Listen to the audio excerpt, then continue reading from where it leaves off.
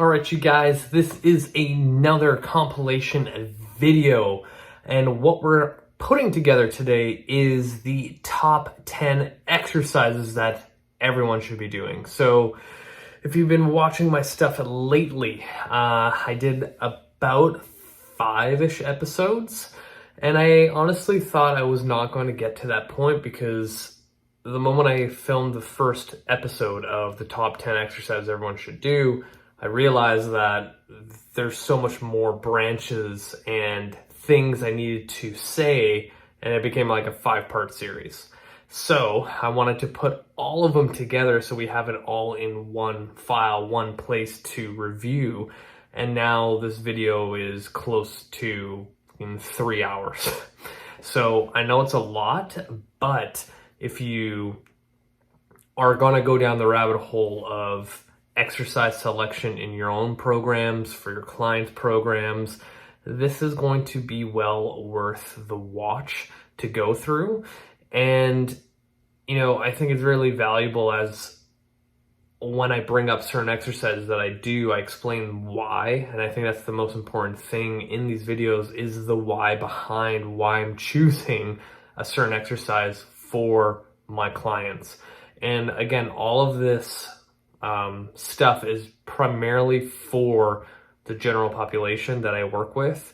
And I explain, again, why certain things I use for the general population. Again, if you work with any other population other than Gen Pop, this may not be, you know, that useful.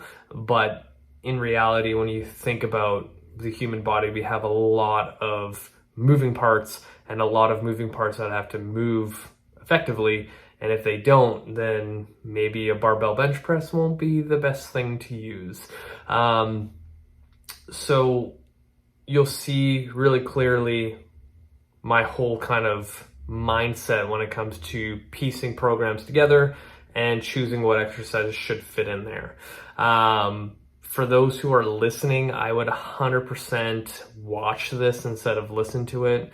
There is going to be a lot of video demonstration of the exercises, and but you know what? I try to be as descriptive as possible. So let's just get right into it because I don't want to ramble on. But I will say, because I did this in the last video and you guys listen, like if you're not subscribed to my YouTube channel, like you should at this point. Like if any of the videos I ever put out and it helped you, like the least you could do is just support me, because the more subscribers I get, it's going to push me into that algorithm of YouTube to be, you know, recognized. And it's interesting because when I get more subscribers, people will actually message me and be like, literally this video on whatever topic I went on, they're like, this was really good. And I find that a lot of my videos that I put together is kind of like, I take one topic and I throw in as much information into it as possible, because I've been in this industry for 12 years and I've picked up quite a bit. And I just kind of take all that information I've consumed over the decade and a bit and simplify it to real world situations, because I still work with people in person, which is so important when it comes to fitness and health nowadays when everyone's trying to go online. But please subscribe, please leave a comment, because again, that pushes me into that algorithm. And you know, we surpassed 400, so thank you guys so much who are already subscribers. And for those that have been watching my stuff and haven't taken this 1 second, the half second to literally hit the like subscribe button, just go do it. Plus when I post something new, you'll know. So again, I'm rambling still. We're gonna get right into the video. So here it is, the top 10 exercises everybody should be doing, the whole thing. Here we go. What's up, my podcast listeners? This is your host, Profound Matuszewski, and I'm psyched about today's episode because we're going to get into all the exercises that I end up doing with clients. So this is kind of based on a recent post that Ben Bruno put up about one of his tweets a year ago, and I remember following him like when I first started in the industry, and other coaches have said this before. And when you really think about it, and if you really audit your training programs, you kind of recycle and reuse about 10 to 15 same exercises year in, year out. Sure, they evolve. Sure, there are progressions and regressions, but you utilize those 10 to 15 exercises for everyone, but then fine tune them for the individual's needs. So I was thinking to myself, well, maybe I should do an episode on the 10 exercises that I tend to use a lot, and tell you why, kind of give you some information about where it would fit in with certain individuals and scenarios. And when we kind of go through this, the thing to remember is that every single exercise that I bring up, it's not the end all be all. It's not, you have to do these. But in my experience working with the general population, these are the ones that tend to work the best for anyone dealing with an injury, anyone dealing with, the goals of getting stronger, burning fat, gaining muscle, those things. These exercises tend to kind of attack those goals. And without kind of going all over the place, maybe we can say that these 10 exercises that I use with clients are for the general population that are looking to move and feel better, that are looking to work around an injury, who are looking to lose weight and gain muscle and just overall become a badass in the gym. And I'm going to showcase how that's going to look. So I'm going to do my little screen share.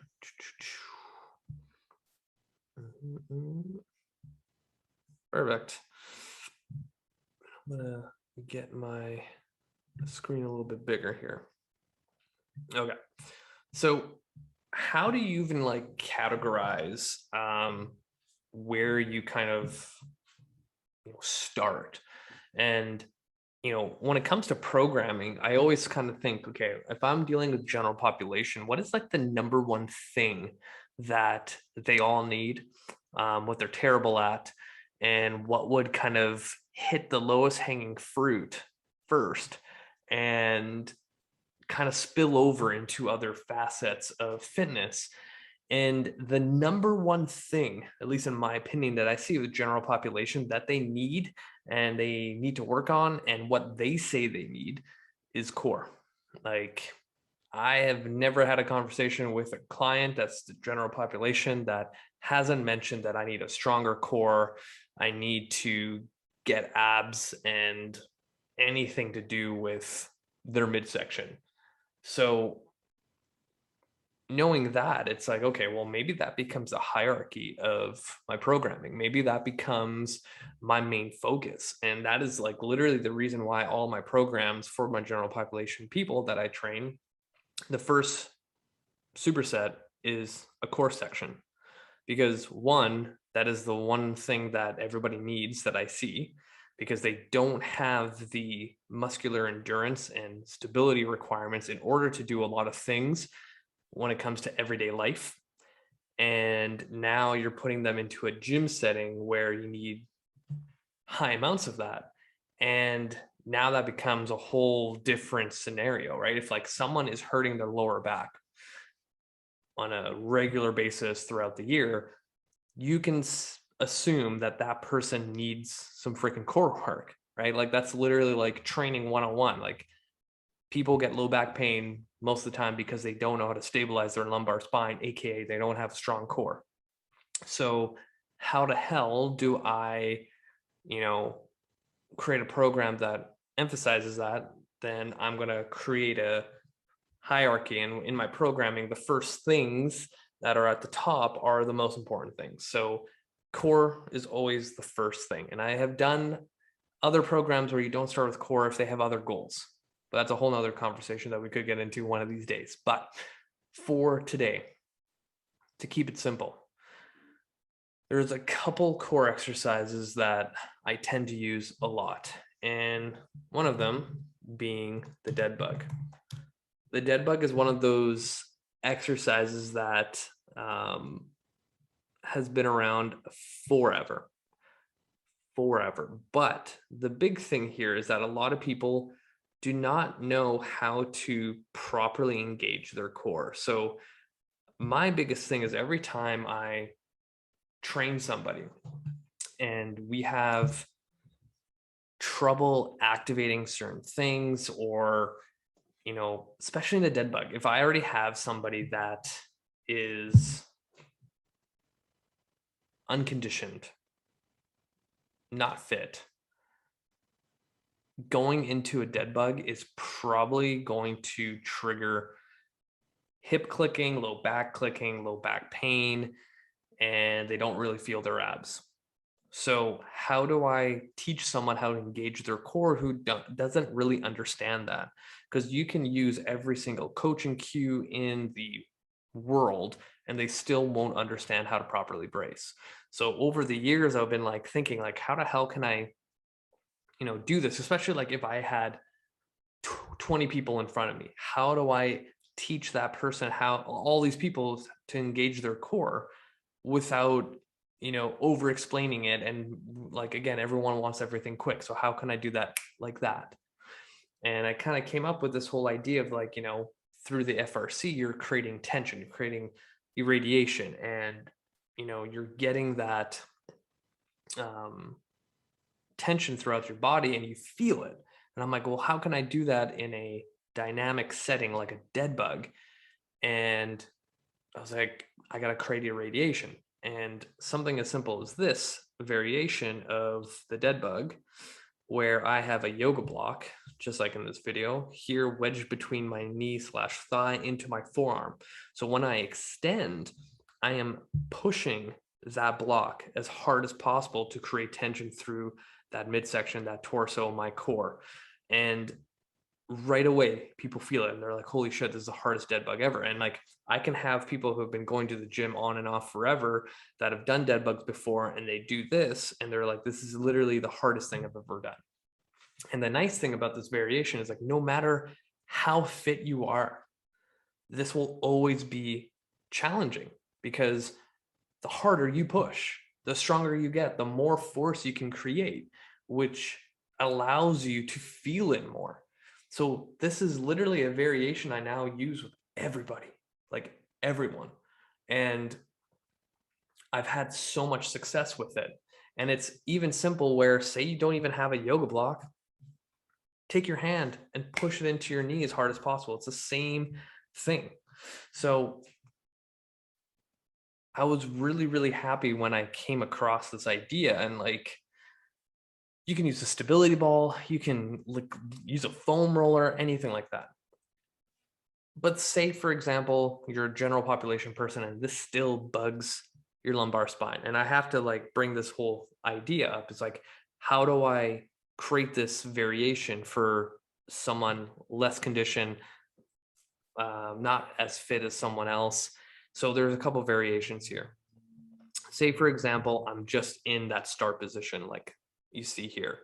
And maybe all I do is I push against each other, the forearm and knee, and I just use the arm going back. And now I don't have to worry about my lumbar spine. Or maybe instead of extending the leg like this, I'm going to switch sides here. Bad timing. Sorry, guys. Rather than extending the leg, I have it bent and I just drop the heel down. So now I cut the lever in half. So much better, right? So there's a couple options there. But say someone that's really unconditioned, what can I do? I could literally have both my this foot right here onto the ground, and maybe I just do tension where I just push and relax, push and relax. And you're going to still get some good core activation through that. Something really, really simple. And this is where, you know, I have my number one exercise right now for core. And I can literally scale it up and down depending on where the person is. If you're super fit or your first day at the gym, like I have an option for you. And that's where I think a lot of people miss the mark in programming, is that they're trying to always find hard ass exercises, new exercises, different looking ones to keep it, you know, interesting. But literally you have to do the same shit over and over again. And if you're going to be on the side of like, oh, it's boring and I don't really like training the same things, it's like, well, fuck, like what else do you want from me? Because at the end of the day, if you look at Olympic weightlifters or like anyone weightlifting back in the day, like before even Arnold Schwarzenegger, you didn't really have a lot of stuff to go around with. You don't have a lot of equipment, but for some reason, those people got stronger and leaner and bigger, stronger, faster, right? It's the very basics, the very fundamentals that you should practice day in, day out to get fitter. But sure, I totally get the whole, like, I need to be engaged while I'm working out. But at the end of the day, workouts are not supposed to be the fun thing that you do. Like, some days are going to be shitty. Some days you're going to be hauling your ass to the gym or down to your basement and you're like, I don't want to fucking do this. Like, you can't have perfect days every single day of the week when you work out, or every single month. Like, if you really audit, like I had this conversation with a client, like a whole month of training, there's probably maybe 4 workouts of the entire month, if you're training multiple times a week, where you're like, fuck yeah, 100%, I'm totally into this, I'm crushing it, I love my life. And then like the next, I don't know, 50% are just like in the middle, and then the rest are just like, I could be doing something else than this. That's a whole nother story. But anyway, dead bugs, one of my go-tos. The other one, good old bird dog. But I have a specific one that I like using, and I've brought this up on my show. This guy, a bird dog isometric. So in this position, the reason why the bird dog is great is that it teaches low back stability, right?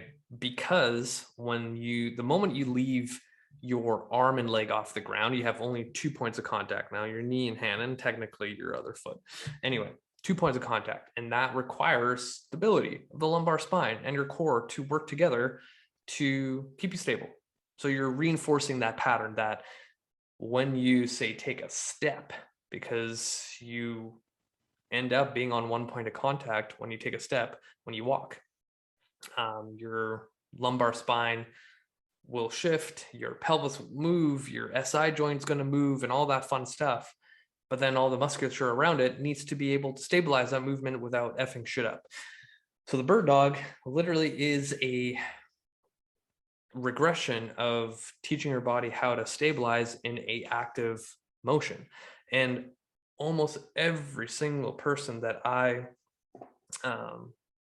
train or have trained, when I bring up the bird dog in their program, they're like, oh, this thing, it's so stupid. But if you do this variation where we hold isometrically, and literally as I'm doing this, I'm trying to drive my fist up towards the ceiling as high as possible, and that opposite knee that you could barely see here is driving up as high as possible. So not only am I working low back stability and core stability in this, I'm also working all the external rotators of my shoulder, and I'm also working the hip lateral stabilizers of the opposite hip, which are 2 things that you need to do anything athletic: lunges, running, walking, climbing, swimming, you name it.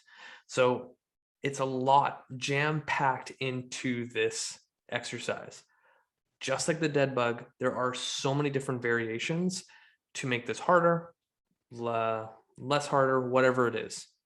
But I think for the sake of time, because I feel like this episode could go on for like 2 hours of me talking, I won't get into those. Maybe what I'll do is a part 2 of this, and I'll use the 10 exercises and give you other variations to make it easier or harder.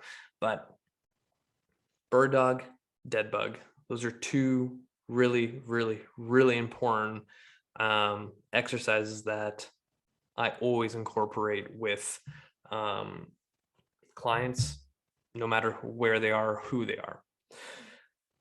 Now, I'm going to add a third exercise in here for the core. And what I'm going to show you is farmer carries. Actually, you know what? I did a whole episode of farmer carries, which is right here, episode 517. If you haven't watched that yet, 100%. So farmer carries would be another one, and all their variations. Everybody should be doing them. Why? Go watch the episode or listen to it. I'm going to get into rollouts. Come on, YouTube. Come on, spelling. Here we go. Load, load, load. Here we go. All right, so tall, kneel, rollout. Why do I like it? One, you are fighting extension. So just in general, when you're looking at training the core, you need to understand the biomechanics of how your spine works and what it's made for. It's designed to resist motion. So if you're going off of that logic, you should probably train the same way that you're designed to, resisting motion. So if my spine can forwardly flex, extend, rotate, and laterally flex, then I should probably do exercises that fight that. So just core in general, say the rollout, we're fighting extension. And when it comes to selling, my services and making people understand that I'm still trying to give them that aesthetic look that they're hoping for, any kind of rollout variation is going to fire up those six-pack muscles that you really, really want. But I'm also teaching the body how to, resist extension and keep this, like, in order to keep this as straight as possible, a lot of things have to happen. All the core musculature here has to activate. My glutes have to activate. All of this has to stay strong. My shoulders have to stabilize. And then all in one go, I need to push back down so my serratus is on fire to bring this into a straight line. That is a challenging exercise. And again, if I wanted to make this easier, I don't roll out as far. Maybe I only roll out 1 inch and 2 and back. If I wanted to make this harder, maybe I go into a full plank and I start doing saws. Maybe I do stir the pots. Maybe I go into an ab wheel. Maybe I use the TRX. Like, there's so many different variations, but the rollout is vital, just vital for training our core. Now I'm going to throw in one more exercise. So we have our dead bug, our bird dog, our rollouts, and farmer carries. That's 4 already. I think I might do more than 10. So number 5, we're going to go into like half kneeling chops and lifts. So something really easy is a half kneeling. Ooh, yeah. Business gets its first sale on. Don't you just love ads on YouTube? So half kneeling anti-rotation press. So in this one, I'm going to just wait for a certain angle here. That's pretty good. Cable machine and half kneel position. When you're in a half kneel position, one, you are really challenging the hip that's down closest to the cable machine, all the stabilizers, along with conjunction with your core muscles. So every time you press out, your body is fighting rotation. So again, we're going back to functional core. The moment I am pressing out into that pal off press, you are now at that point where the whole cable machine is trying to pull you this way. So core musculature has to keep me upright, and my hip stabilizer has to really turn on to make sure I don't fall over.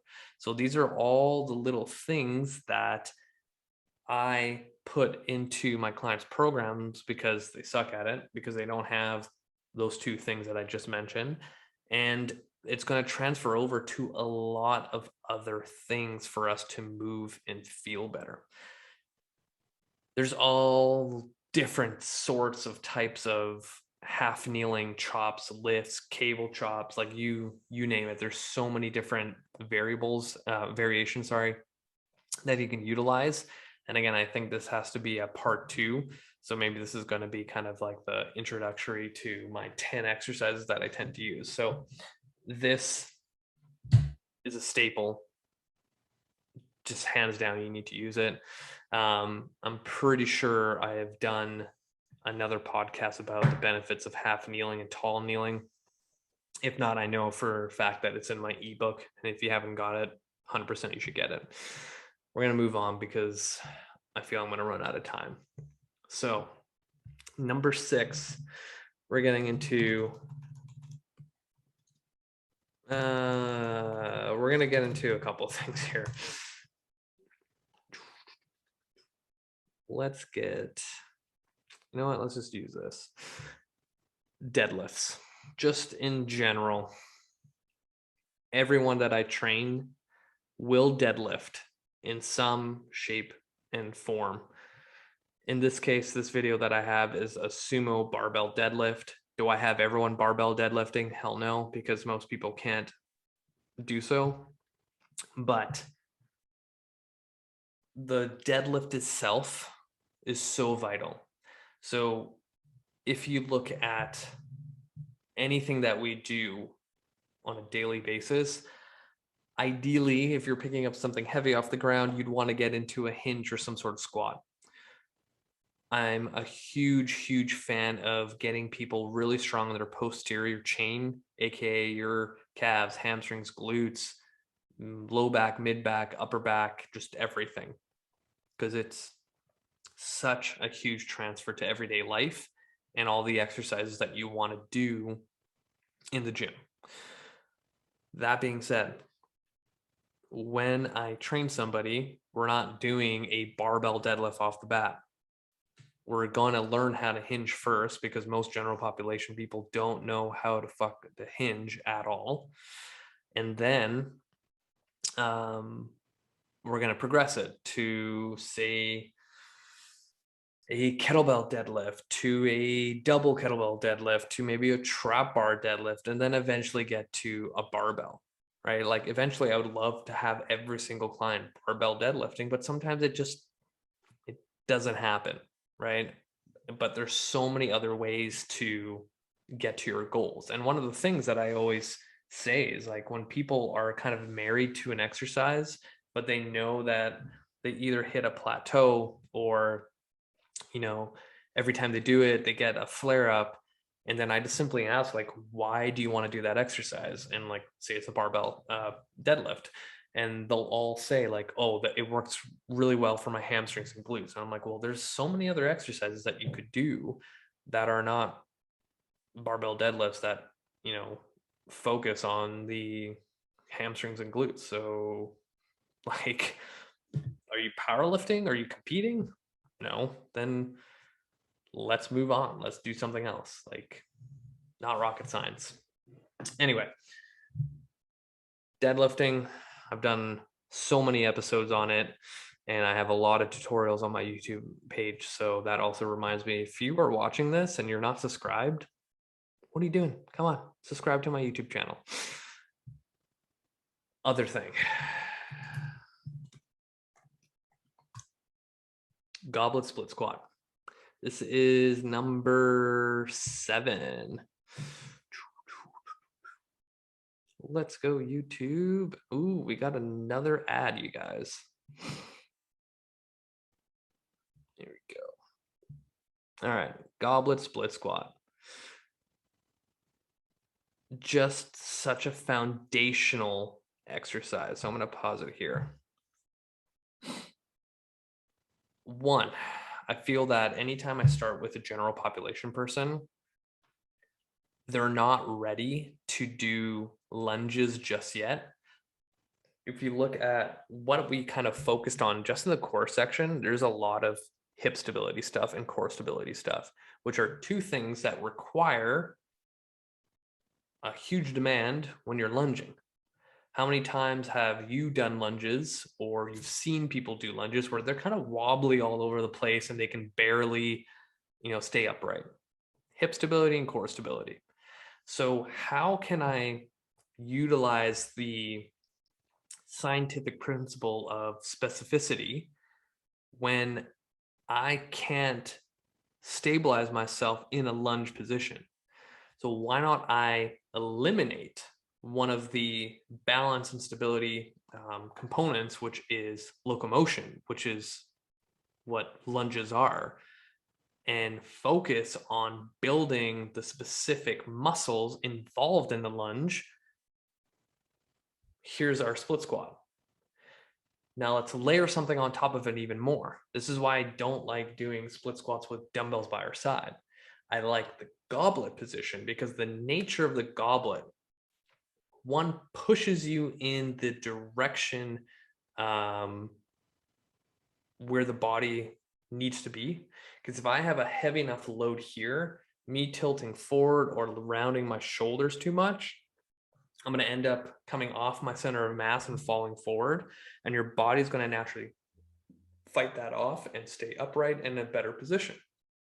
So now that I'm focusing on the rule of specificity with the muscles involved in lunging and targeting them more effectively and efficiently and loading it, I'm now building a bulletproof or ironclad body, as I say, in this position. And this is what I do with every single person.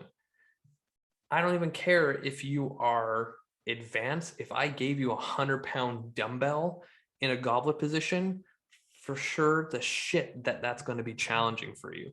And maybe you can do it, but let's see if you can do it for 12 to 15 reps per side. That's definitely going to smoke you. If that's still not challenging enough, let's hold it isometrically for 15 seconds a side with that weight. That's going to definitely smoke you.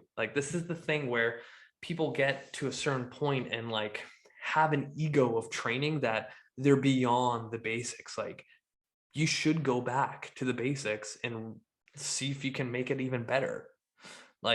Just because you've been going on and off in the gym for years doesn't mean you're beyond the fundamentals. I've been working out for, I don't know, 15 years. The exercises that I do right now are still not good. I could improve on them, right? It's always going back to the fundamentals and getting really good at them, more efficient, so then you can see the progression. So split squats, one of the most underrated exercises for sure. Talking really fast in this episode. So the other thing here too is, in order to regress this, something as doing an assisted split squat is very, very simple to do in this situation. But yeah, most people don't ever think of, maybe I should do split squats, but no. Let's move on to the next one. So we have 7, right? Dead bug, bird dog, farmer carries, half kneeling, chops, lifts, you name it. What else did we do? Deadlifts. I feel like we're missing something.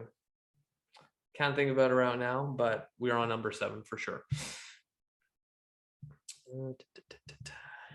Similar to the deadlift, we are doing the single leg deadlift. So I could go on and on and on about the importance of learning how to do a single leg deadlift.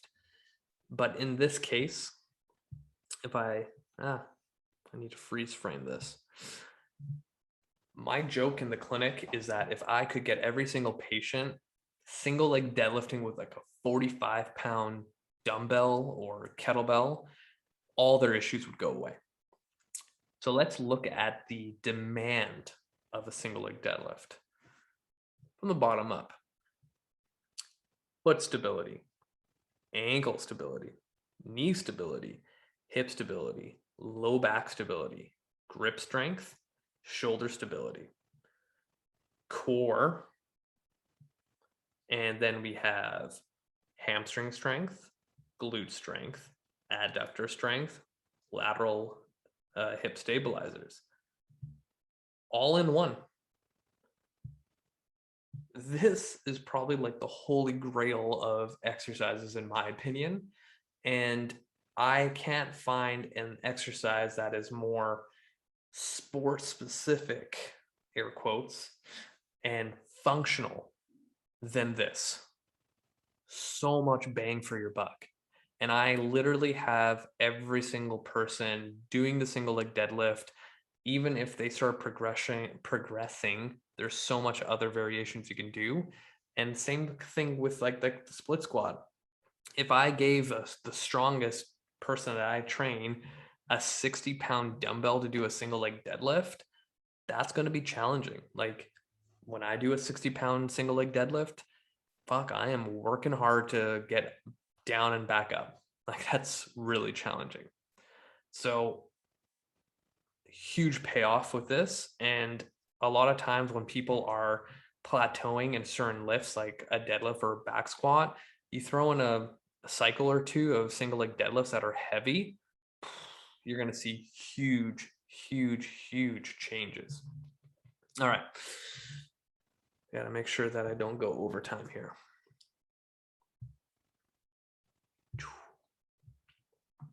Another classic. Trx Rows. I can't find a better pulling exercise for the general population. So the very nature of a TRX, being able to choose whatever angle you want to go on, because how the TRX works is that the lower you go with your feet, the harder it is. The higher up you are, the easier it is. So literally no matter where you are in your fitness and health journey, you can always use the Trx Row. You can play around with tempo, you can play around with reps. And the reason why I love the Trx Row is that it challenges, again, that posterior chain. Like digging my heels in allows me to engage my glutes, engage my core, and then adding, like if you look at this video, the way I row, I add a rotation with my hands, and shoulders love rotation. The more you can rotate your shoulders, the better they're going to be. So throwing that all together, and like this is the other thing too that a lot of people don't think about it. In order to stay in this position, my neck has to stabilize quite a bit. So if I am now working shoulder stability, neck stability, back strength, and posterior endurance, it's one of those exercises that are really, really, really challenging and will continue to be challenging as you progress. Now, some of you are probably thinking, well, Raf, you haven't said anything about pressing, like WTF. I do pressing with clients, don't worry, but a little bit different. So my big thing is any kind of unilateral exercise, big fan of. Now, if this can load, I absolutely love doing a single arm dumbbell bench press. So the very nature of this movement, as I'm coming down, my core has to work again. And what did we discuss earlier? Every general population person needs more core. As the weight's coming down, my core has to fight that rotation and press, and my shoulder has to stabilize, my grip has to coordinate with it, and I'm getting more muscle activation, more fibers being used, more fibers being torn apart, And that's going to create more change faster than just doing a barbell bench press. Does barbell bench press have a benefit? Yes, it does. But when I'm dealing with general population people that have one shoulder shittier than the other and weaker than the other and are looking to burn more calories at the same time, unilateral work tends to hit all those things, and you can create more specificity again in that situation, because you grabbing something or grabbing your kid with one arm or trying to like pull your suitcase at the airport, all single arm, single leg stuff happens every single day. So why not train it that way? And say if you decide to play hockey, decide to play golf, decide to play soccer with your kids, those are all sports that are on one leg and use one arm at a time. Like, it's not rocket science. All right. So I think we are at number 8 so far. So I'm going to give 2 more exercises that I use a lot. So because we are on the topic of pressing, I also like pressing heavy. And the landmine is one of those things. Let's just play the tutorial. So with almost every single, and hopefully I have you muted, every single client that I train has some jacked up shoulders where they shouldn't be pressing overhead. And when I tell clients that, they get kind of worried, like, oh, like I really like pressing, like, am I going to get weak if I do it? No, but there's other ways to utilize those same muscles, but not limit yourself to, you know, doing anything overhead. So with the landmine, the nature of the angle, which is around a 45-degree angle, allows you to still press similarly to an overhead press without the wear and tear of your shoulder joint. Because a lot of times, if I can't do this without any kind of compensations, then I'm going to have a huge risk for injury. So if you look at the landmine, how I press, so let's take a second here, as I explained, to create irradiation. When I get to the top, this is the goal. This is it. When I press in that 45-degree angle, when I get to the top, this barbell is now unstable. So guess what has to stabilize? The shoulder and the shoulder blade, to ensure that this does not fall over from left to right.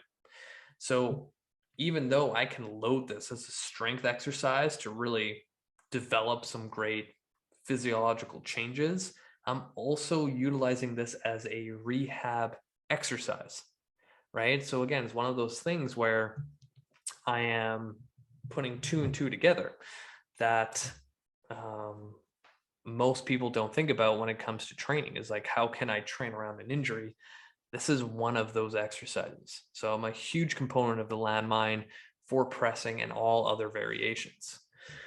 Now, realizing the time, I'm going to give you one more exercise.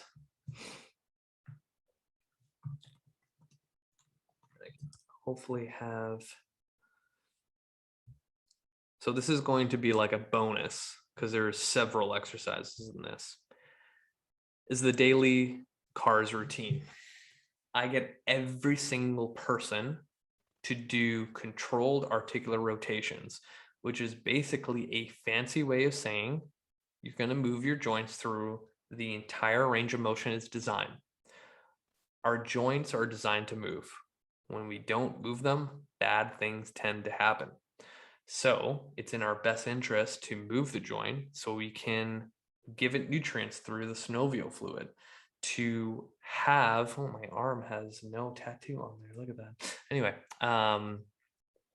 in order for our,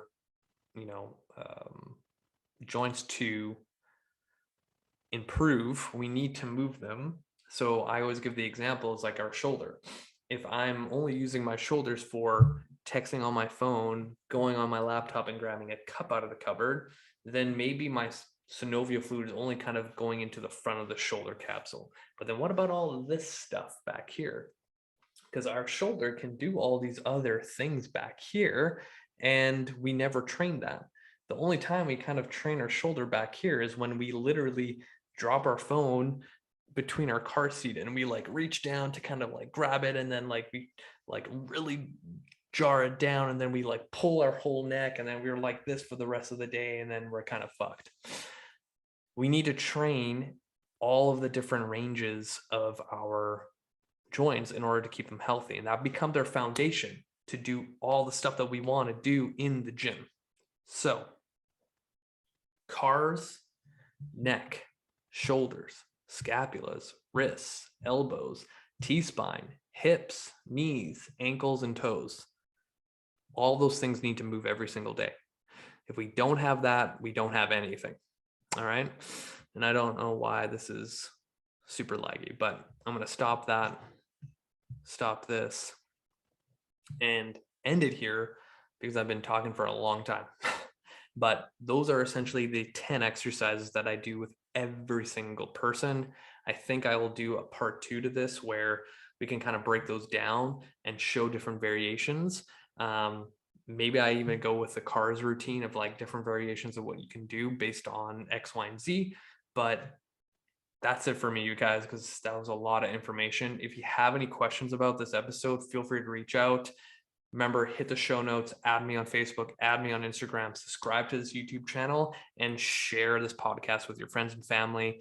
That's it for me, you guys. Until next time. What's up, my podcast listeners? This is your host, Rafael Matuszewski, and I'm excited to get into today's show because last time, or maybe 2 weeks ago, 3 weeks ago, we chatted about the top 10, if you want to say, or the 10 exercises I tend to use a lot with clients, and kind of want to go over some of them specifically. So if you haven't watched or listened to that first episode, I think it's episode 517. So maybe go watch that first before you watch this one or listen to this one, because then it'll kind of give you more backstory. But to kind of do a little overview, I shared my top 10 exercises I do with every single client, and I explain why they're so important. And this episode is going to be kind of a part 2, and we'll see how far I can get into it.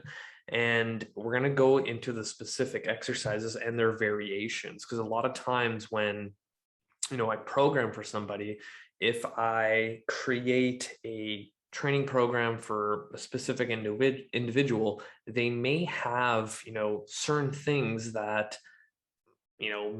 say based off their hip anatomy, they can't move their leg this certain way. So maybe this exercise, this particular variation might not be the best thing for them. So a lot of times we have to, adjust on the fly, or someone's low back flared up and the core exercises I chose for their program might not be the best thing. And then I have to quickly think like, okay, what else can I, put in this person's program? So we're going to go look in depth to variations and some other things that can help many of you and your clients, if you are a trainer listening to this, break through any kind of, issue when it comes to flare-ups or anatomy issues and things like that. And I think this is going to be good. So what we're going to do first is screen share. Here we go. All right. Let's close that up. All right. I'm going to make myself a little bit bigger. So if I can remember correctly, what we went over last time is my number one thing.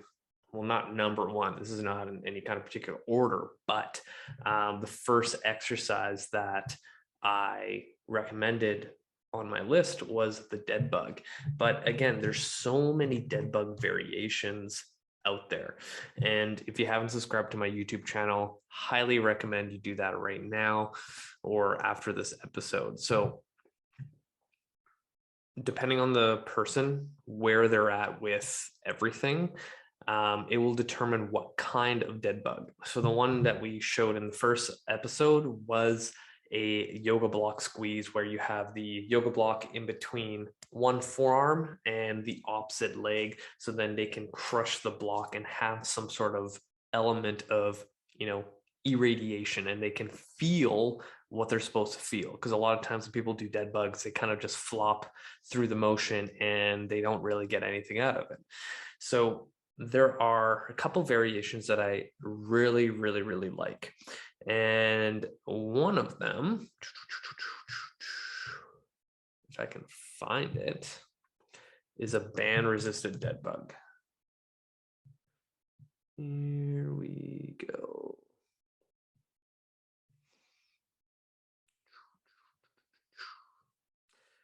All right. So first off, I'm going to move myself here. So you can see that I just placed a simple like super band, a red band, around the peg of the squat rack, and taking that tension into this position here is creating tension in the torso, in all that core musculature as I do the dead bug. This is another amazing exercise for someone who needs to feel what they're supposed to feel.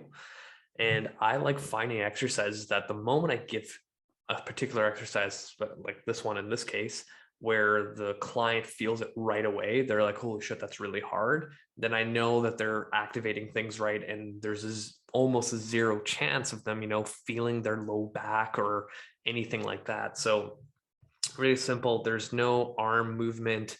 It's just the legs going back and forth. Really simple. And most people have bands. So even if they're working out from home, if you're working out from home, highly recommend that you do this variation to challenge your core.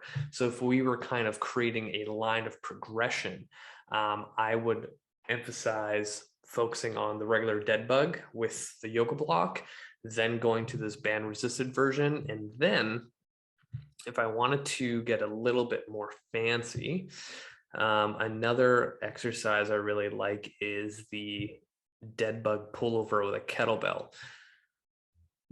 Now, in this variation, we have a kettlebell up here. Every time I extend the leg, my arms also go overhead. Now, at this point, all of this core musculature has to fight off 2 lever lengths. And on top of that, a lever with an offset weight. I mean, you could do this with a dumbbell, 100% you could, but with the kettlebell, and I did a whole episode on the benefits of kettlebells and things like that.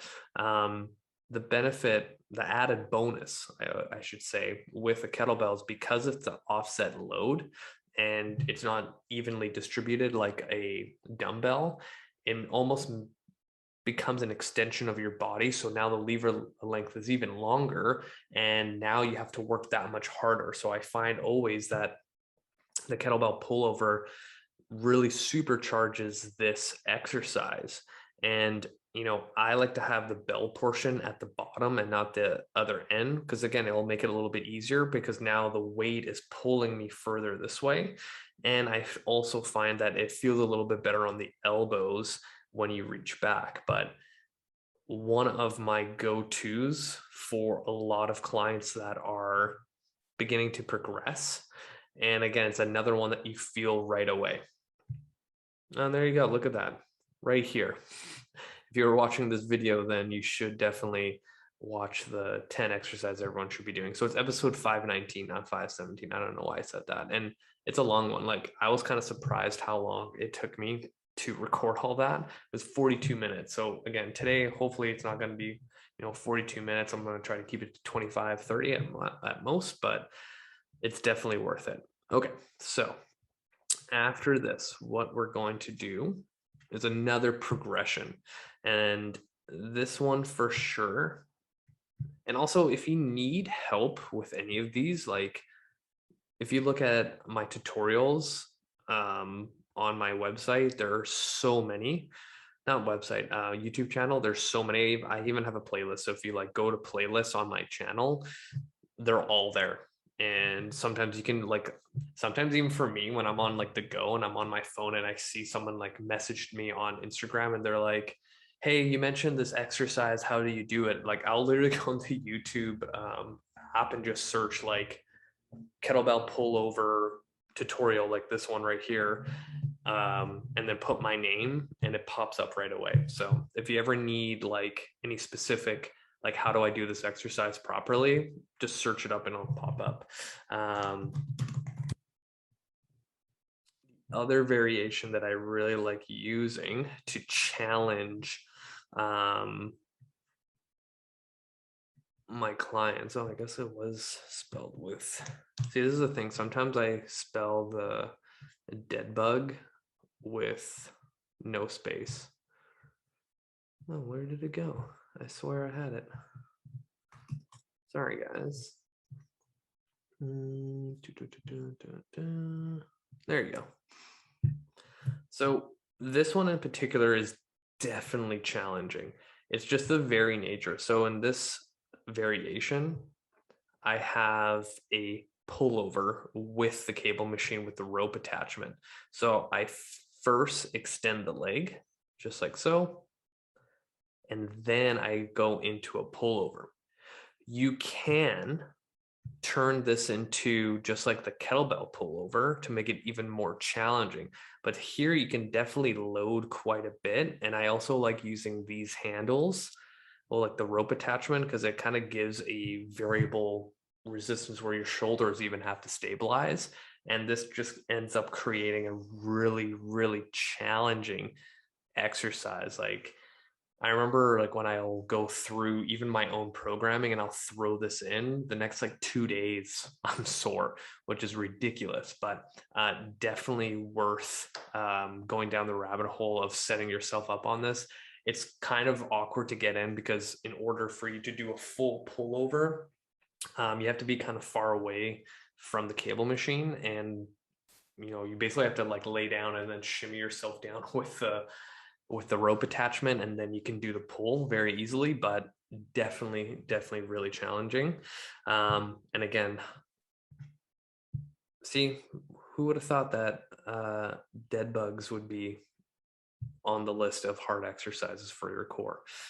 This is another variation. I don't use it that often, but it's one that I really like because it also works on a little bit of rotary stability, kind of like the bird dog.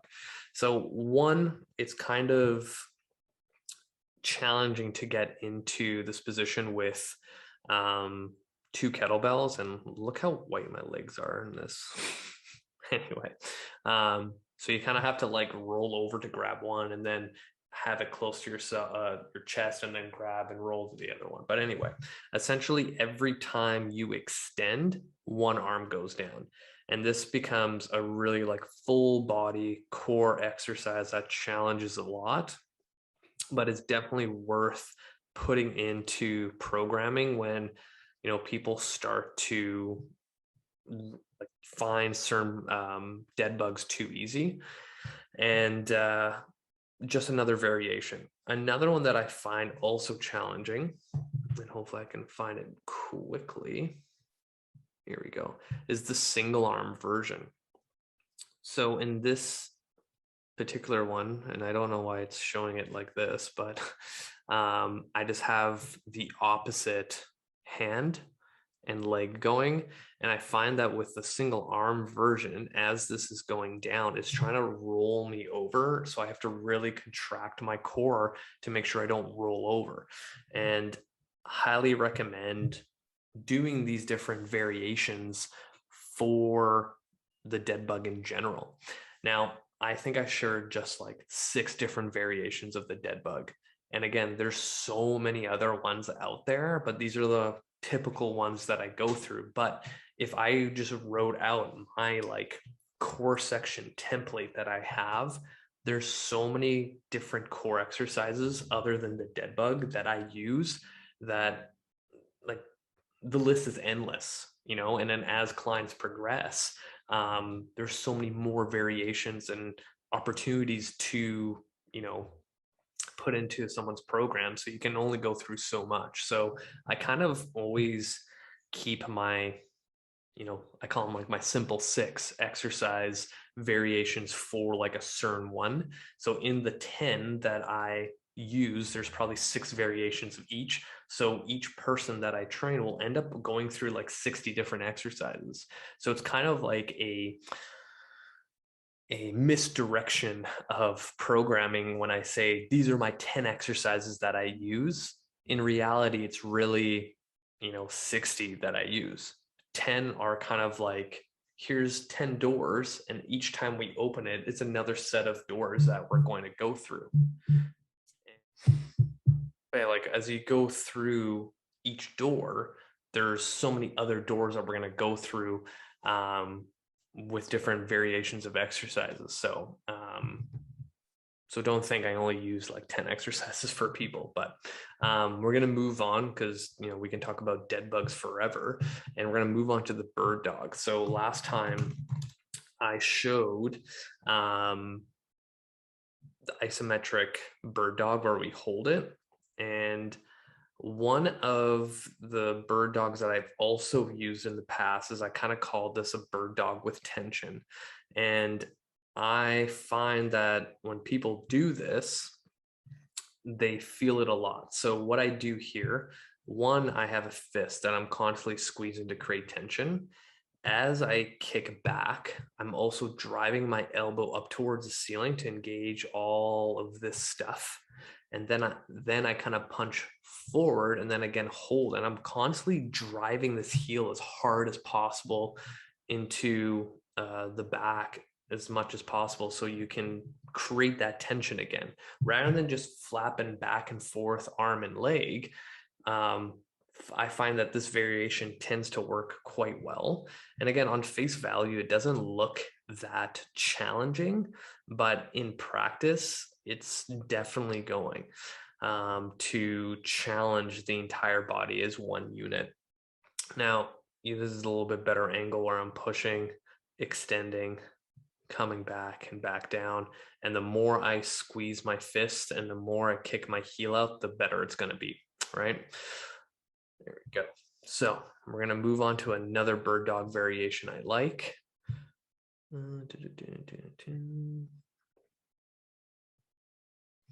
Now, the stationary row is another favorite of mine that I use quite a bit with clients. So in this, I'm kind of straddling the bench. And again, it looks quite advanced, but when you get into the position and you kind of find, you know, your sweet spot of where this hand is, where this knee is, and where this toe is, you kind of stabilize yourself quite well. And then just keeping this leg out, extended back, kind of prevents you from kind of wobbling too much. And then the only thing that's moving is the arm rowing the kettlebell or dumbbell. And I like this because it's one of those exercises that if I go too fast, then that's where I'm going to feel like I'm going to fall over. And you can all already see, like, I'm kind of going a little bit too fast in this video, but when I pull, you can actually see this toe back here move, trying to counterbalance it, right? So you can even see it. Again, great variation. Another one that I use so much with clients is the bird dog cable row. So again, in this video, it's not a cable, it's just a band that I use. But again, another variation that you can use at home so easily if you have a little pillar somewhere. And every time I pull, I kick. So kind of similar to the other one but this is more of like a horizontal over, kind of almost a vertical pull. If you think about it, you're just on your hands and knees, as the other one is a horizontal row. So just a little bit different, but still serves the same purpose. And again, use this a lot with clients. Now, another variation of the bird dog row that I like using, where is it? I swear I had it. Here you go, the bird dog row. This is similar to the one with the bench.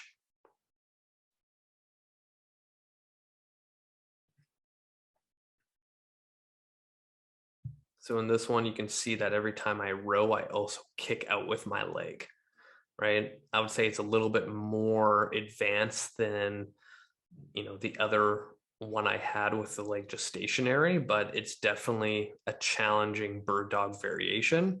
And again, bird dogs are great for low back stability, core stability, and just that cross diagonal pattern that a lot of us are not good at. So that's kind of all the bird dogs I tend to use.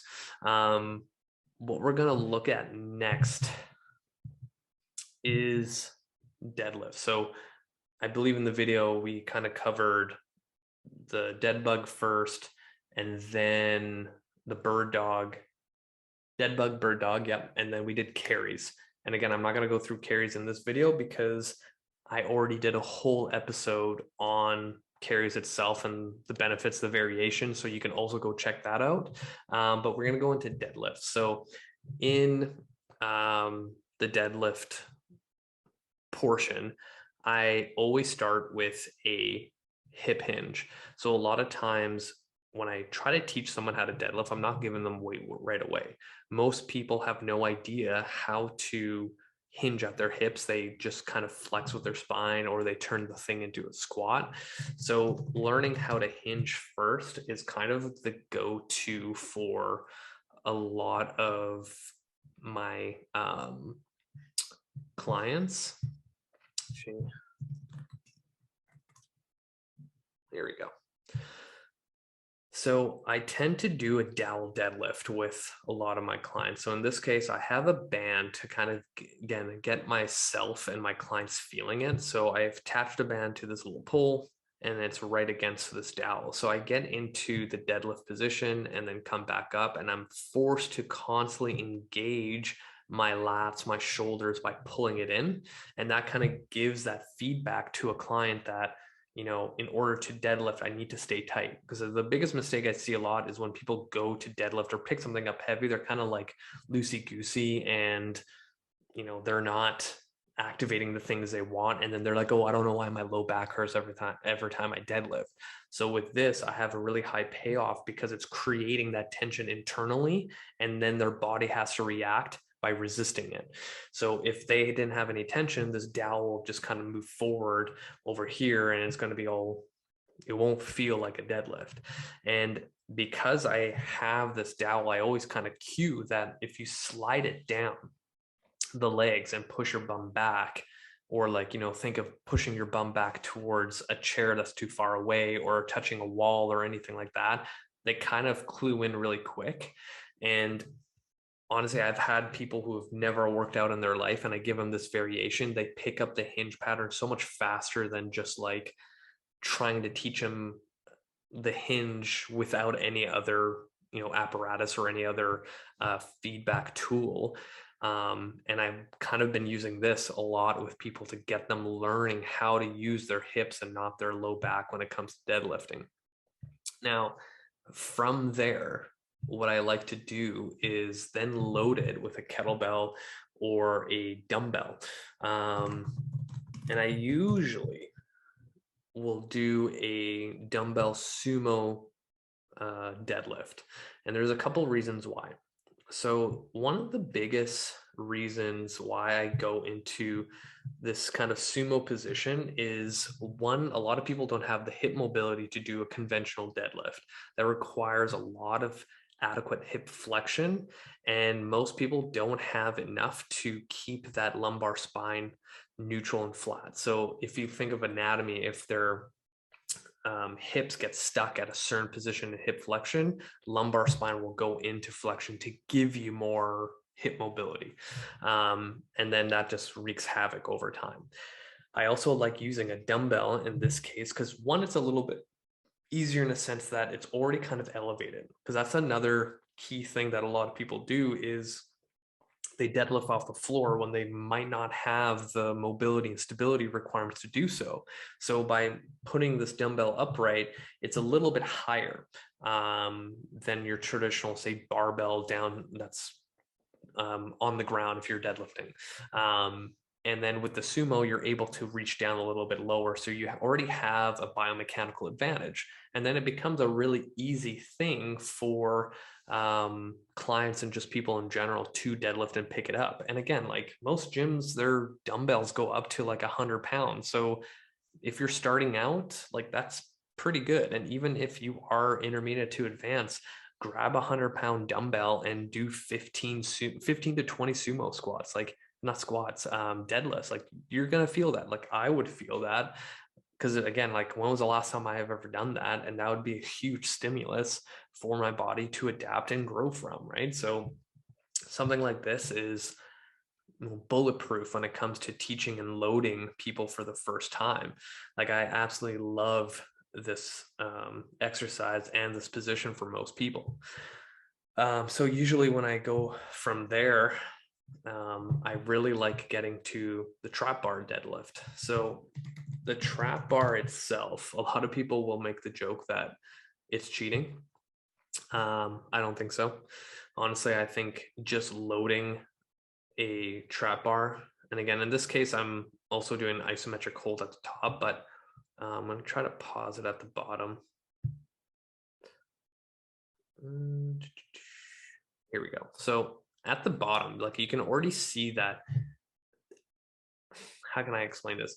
The trap bar is literally the easiest way of teaching someone how to deadlift, because they don't have to worry about where their knees have to go. And again, the trap bar will allow you more knee flexion. The key here is to ensure that you're not, changing this into a squat, but you are still thinking of pushing your hips back. Having a little bit more knee flexion, I'm not worried about it, but at the end of the workout, you feel your quads from the trap bar, then it's probably not the best thing.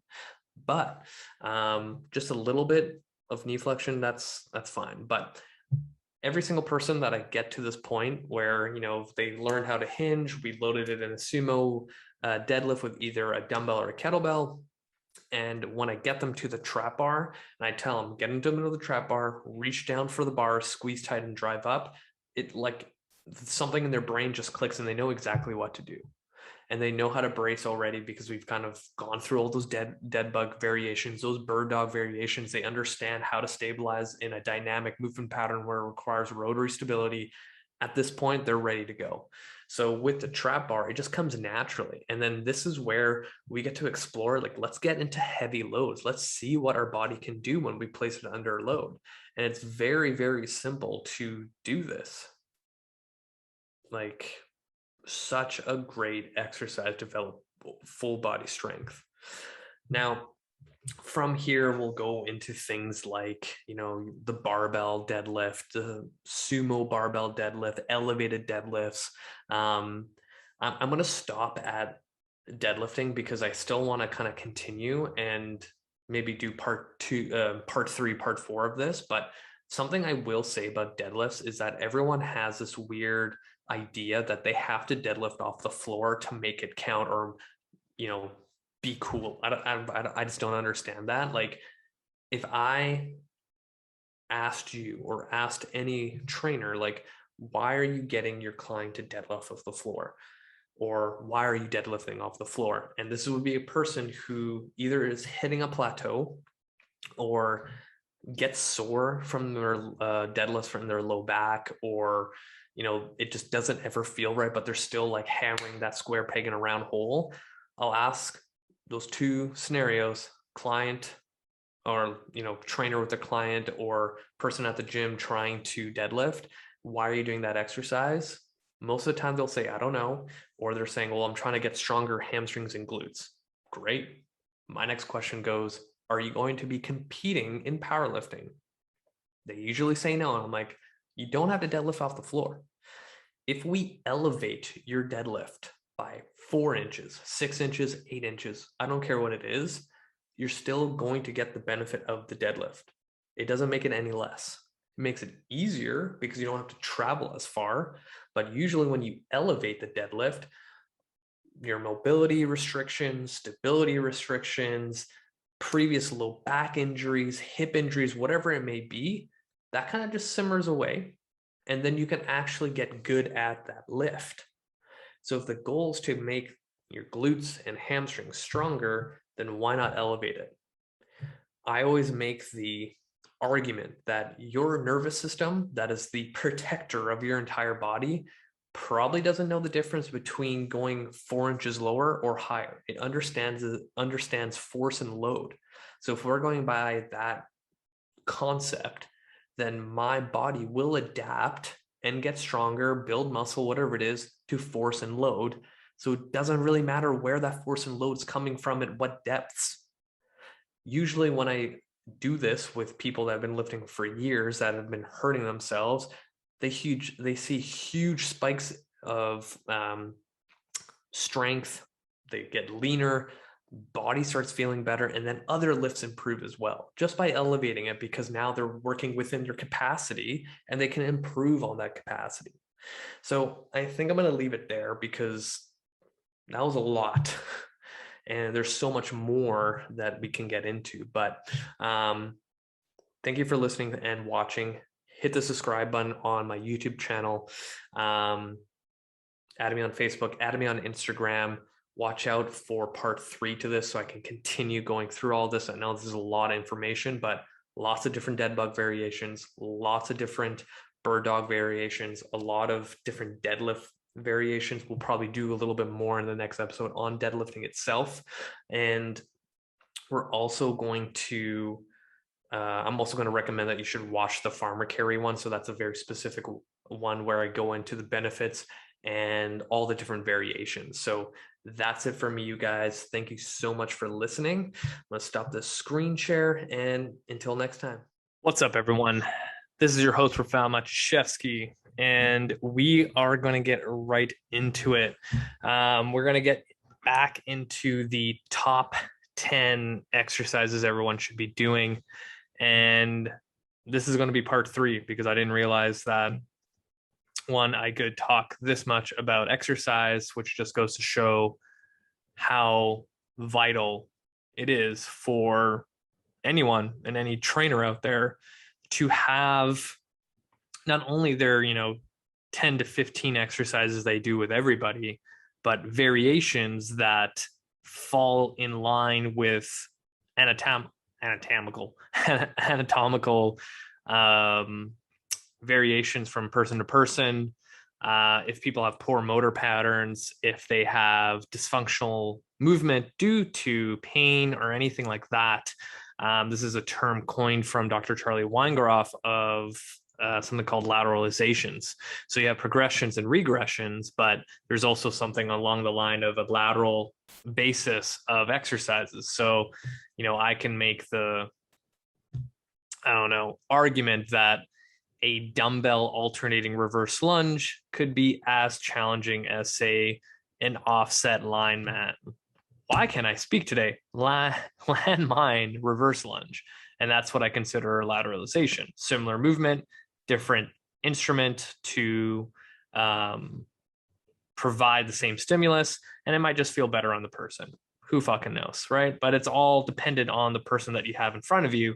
And that's why it's very important to have your main 10 to 15 exercises and then have those options. So last time we left off at deadlifts, right? So if you watch part 2 and 1, you'll kind of get the idea of where I'm going with this. If you're new to this episode, I'll probably link the first and second episode in the show notes. So definitely watch those, or just fucking jump right into this one and then watch those after. Who cares? Make your own journey of education and learning. So here we go. We're going to get into split squats. So before I even do a screen share, let me just chat about why split squats should be in every single person's program and workout. Number one, we are unilateral creatures. We walk with 1 foot at a time. We don't use 2 at the same time because we become like kangaroos. But even a kangaroo, I believe, will take 1 step at a time. They're not always hopping. Anyway, I don't know why I went that way. So it makes sense to me that if any form of transportation for us to walk requires one leg, it would make sense to me that I would want to train this system of a body to be very efficient on one leg and have the unilateral strength and stability to also put load on it. Because say you go hiking and that requires endurance. Say you go hiking with a backpack that's 40 pounds because you're going to do a 3-day hike. That requires some level of endurance and strength. What if you have a baby strapped into your front and back for 3 hours because, I don't know, you're going shopping? I don't make any scenarios up, but it just goes to show that you kind of need to work on single leg strength. And eventually we're going to go talk about single arm strength. But in this case scenario, it just makes sense to me. And then from a performance standpoint, if you think of every single sport done on this planet, it's done on one leg at a high output of power, velocity, whatever you want to call it. So it's in your best interest as a trainer and a client or a fitness goer to train single leg. And again, I'm not bashing deadlifts, squats, and leg presses and things like that. It's just, it would require more energy and more things in your body to produce a single leg movement than a two-legged movement. So then if the goal for most people is to burn calories, lose weight, gain muscle, then that's kind of the direction you want to go to. And at the same time, focusing on the functionality of what our bodies are designed to do. So it's kind of like a win-win. And I don't understand why people will argue about this. And it's usually people that are straight up power lifters, strength coaches from Division I schools that live and breathe the barbell. And it's like, there's other things that you can do other than the barbell. And it's funny enough that I actually was just interviewed on a podcast and we like talked about that for like 20 minutes, but that's a whole nother story. So let's get into this whole split squat and all its variations. So as usual, I'm like, how the hell do I share my screen? All right, here we go. Number one, I need to get myself a little bit bigger so you can see me. Come on, Zoom, do your thing. So we know that in my last episode, we kind of went through just a standard goblet split squat. But there's so many variations of the split squat that I like going through. And one of those things is a double front rack split squat. So usually what I like to do, and I'm going to mute this and make this full screen, is when someone kind of gets strong enough with a dumbbell goblet split squat, I like to go into a double front rack position with two dumbbells into a split squat position. And the reason why I like this, so if you look at the nature of where these dumbbells are located, they're not just like resting onto my torso. I'm actually pushing them out a little bit. So now my anterior core has to work a lot harder.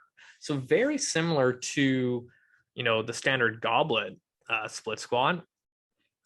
Same idea, same concept, challenging the anterior core, but it's very close to me, right? The moment I start moving that object further and further and further and further away, it becomes very difficult.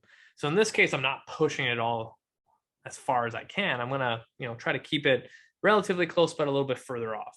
And if you want, like in this video, I'm not doing it, but you can also squeeze them together to create more tension, to activate more things, get a little pec activation, whatever, do like whatever you feel like, So this becomes more of a core exercise than an actual leg exercise. And we're going to talk about loading strategies in a second here. But primarily I work with a lot of general population people, and the one thing that almost every gen pop person talks about is like, oh, I want to get a strong core. I want to feel my abs. I want to, have that feeling that I'm working my core. And it's like, we're not going to dedicate a whole hour of just doing like core exercises. we're going to do other things. So sometimes you have to kind of trick the person. Sounds terrible, but trick the client and thinking that, yeah, well, this is going to fire up your core indirectly. But this is one of those things where they feel it and they're like, holy shit, that was like the hardest thing I ever done. But now you have limitations on how heavy you can go.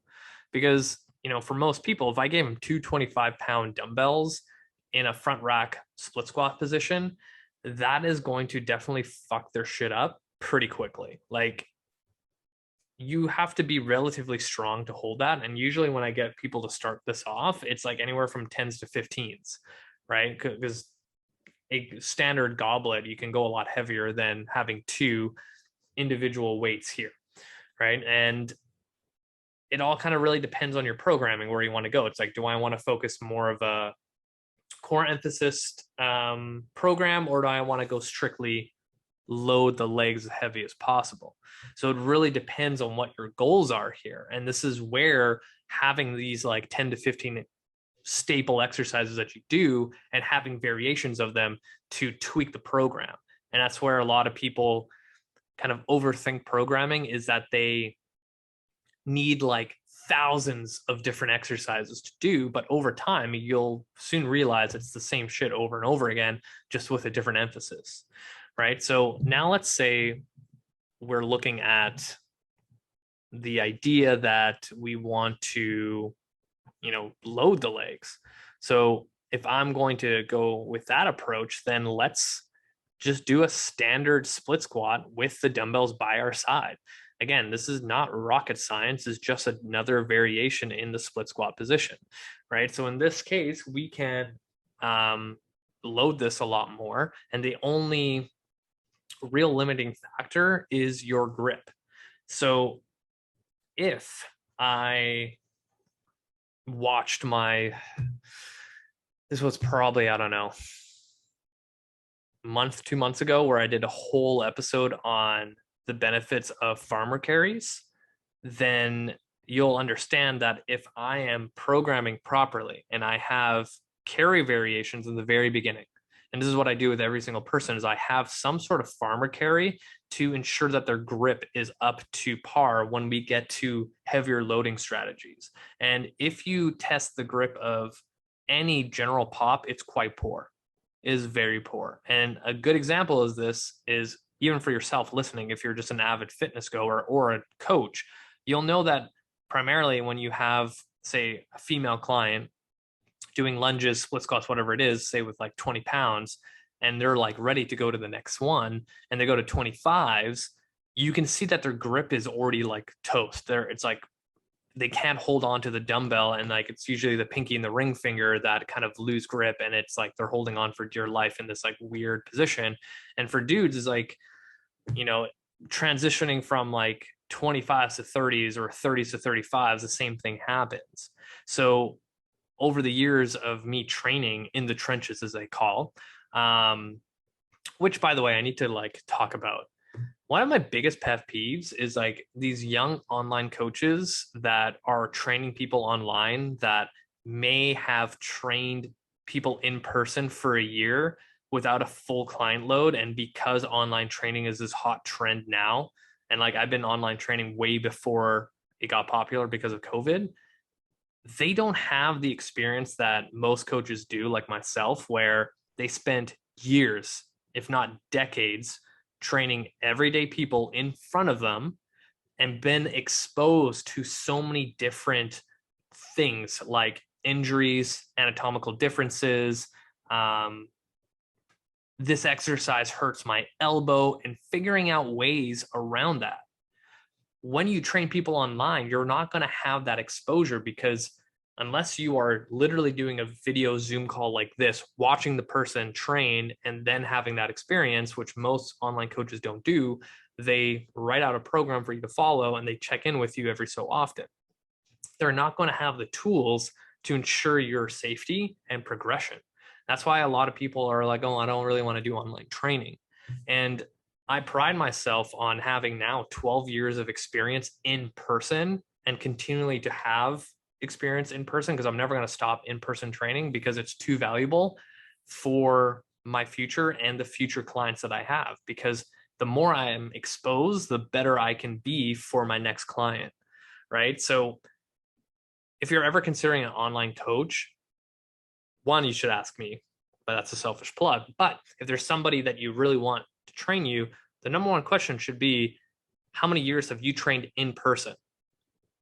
And you'll quickly realize that it's not a lot, or they stopped and it's been like 6 years before they've ever trained someone in person. And it's funny enough that when I first started my career, I was looking up to coaches that were training full time in person and go onto the online route. And a few of them that I know personally ended up coming back in person because they felt that they kind of lost touch of what true coaching is, and they needed that exposure again to apply to their online clients. Whole nother thing. Anyway, split squats. Grip strength with programming comes in handy. Really, really, really comes in handy, because now if we know that we're focusing on grip strength in the beginning, when we get to a point where we want to load things that require grip to train something else, like in this case, the legs, then you don't have to worry about regressing, figuring out how to load it heavier, put a weight vest on, like all that kind of shit. So if you train properly with grip strength in the beginning, when we get to split squats and we want to go heavy, we're good to go. All right. I need to move on because I feel very tangenty, if that's even a word. Tangenty. Anyway. The other variation I like to use is just a simple offset front rack position. And again, this is limited by how much you can load it, but if you want to challenge someone's stability and core stability, this is the kind of way to go. And again, you're kind of, again, like I said, limited with how much you can load it, but a great variation that I use quite often. Let's get to the next one here. See, I really like this variation of the offset split squat. So another position where you can load it quite heavy and also fight anti-lateral flexion. So I'm a huge advocate of finding exercises that do more than just one thing.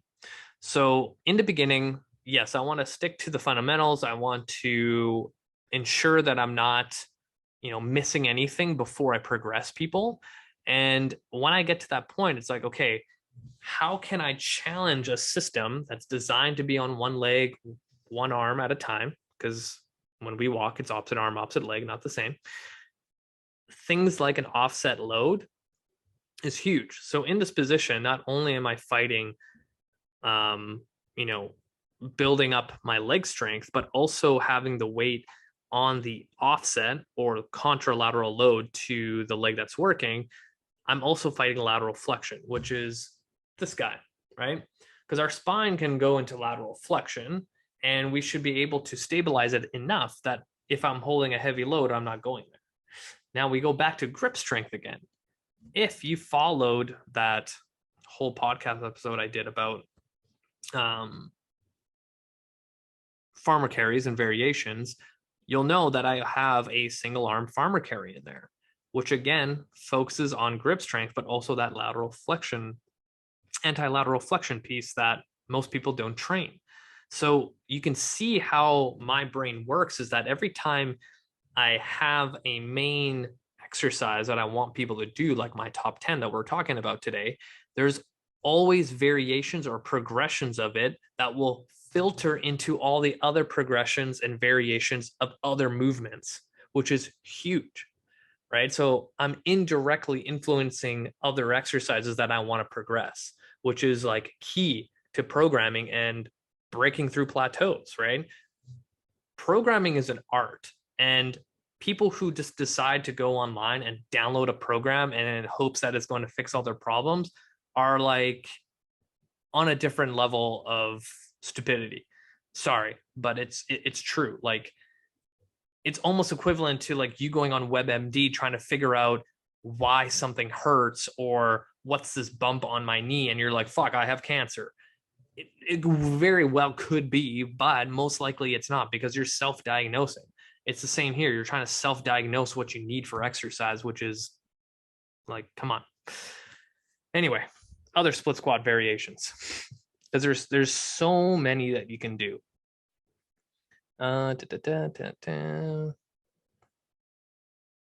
So as you can see, I have a lot of videos, and if you haven't done so already, subscribe to my YouTube channel because we're almost at 400. The more people that subscribe to my channel, the more I can reach, and we can grow this thing together.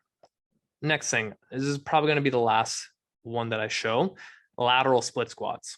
So different exercise, but still a split squat. So if you look at this nature of the split squat, we're going into a different plane of motion. So all split squats, lunges are all in the sagittal plane, which is going straight. Here, we're now in the frontal plane. Think of like a mirror going across this way. And a lot of people kind of overlook the frontal plane and they only train in the sagittal, right? It's a lot of like, I'm going to squat, I'm going to hip thrust, I'm going to deadlift, I'm going to lunge. That's all sagittal. Frontal is side to side. So a lateral split squat fits in there perfectly. And where do most people's weaknesses come from is from the frontal plane because they don't work those lateral stabilizers in their hip. So if we go along the whole idea of, we're working in the split squat like category of all the 10 exercises that I do, now we kind of understand like all these different loading strategies, right? So we have, the dumbbells by our side where we can load heavy. We have the goblet position that works more anterior core. We have our double rack position, which by the way, I did not talk about, is the reason why I do this position compared to here. I used to do this all the time and people started resting the dumbbells on their shoulders. Not a big fan. So I turned this way. So now we're also working some like supination and also getting indirect bicep work. And this is another thing too, is like when I train dudes, they're always asking for bicep curls. Fuck, I do bicep curls too when I'm bored, but whatever. I just don't have time to dedicate reps and sets to bicep curls for clients when there's other things that are more important. So this is one way I kind of hide indirect bicep work. And then dudes are like, oh my God, my biceps were so fucking sore after our last leg workout. And I'm like, yeah, sure, whatever. Anyway, this is why I like going this way. Anyway, so you can hold this way, offset, and you can also go into an offset with a straight arm just like this to load it even further. So now we have all these different arm positions. And again, there's another one that we haven't even talked about, is like having one up here and also one at the bottom too. And, which leg goes back doesn't matter. You can do both, right? So now we have like all these different loading positions for our split squat and lateral split squat. And now it's like the world is your oyster, like whatever you want to do. And I will say that when I start people off, it's always goblet. I want them to get comfortable loading their anterior core first before we get into all these fancy hand positions, because sometimes that just screws people up. So I always kind of start with the goblets position first, and then we kind of work into all those different hand positions. Now, in this section of split squats, I would also throw in lunges. Again, you can go reverse lunge. You can go alternating reverse lunge. You can go forward lunges. You can go alternating forward lunges. You can go lateral lunge. You can go alternating lateral lunge. You can go into walking lunges. Now you can take all those lunges that I just said and go here. You can go here. You can go just one. You can go one and at the bottom. So many different loading strategies. Again, like now you can see that this one exercise, the split squat, has branched out into this huge tree with all these different branches to choose from. Now, say you've been training a client forever, and this is something that's popped up in my mentorship right now, is that, I always teach my new coaches that you need to ask the question, why? Why am I doing this exercise? Why did I categorize this? Why did I put these two exercises together? In the very beginning, when you're training somebody, it's very obvious why you choose certain things because it's like, well, in their assessment, it is this and this and this and this. But the funny thing is that I have had clients as long as 10 years, and the shortest amount of time right now has probably been a year. So you have, say, that 10-year client. Fuck, the amount of exercises they have done with me, like I can't even count and imagine. So at a certain point, it's like, why are you doing this exercise with them? If they are pain-free, no injuries, and are living their best life and see progression all the time, it's kind of hard to be like, well, I'm doing this specific lateral split squat in this loading pattern to improve X, Y, and Z. Sure, I could like come up with something, pull shit out of the air and make a thing, but honestly, I'm like, it's because I needed a leg exercise in their program and we've done everything. In the very beginning, it's like their knee hurts and a split squat feels better than a reverse lunge. So we're doing split squats only to make sure it stays pain-free, right? So you kind of see the difference. Now, on that whole note of like you've been training forever, you're one of those people that get bored really easy with programs. For me, I can do the same shit over and over again and like maybe after 6 months change it. But there's going to be other ways to, you know, I call it messing people up. And one of those things, I think it's, nope. See, I can't even spell. I believe it's this one.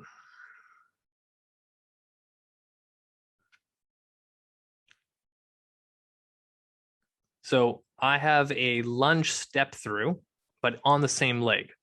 So carefully watch my feet.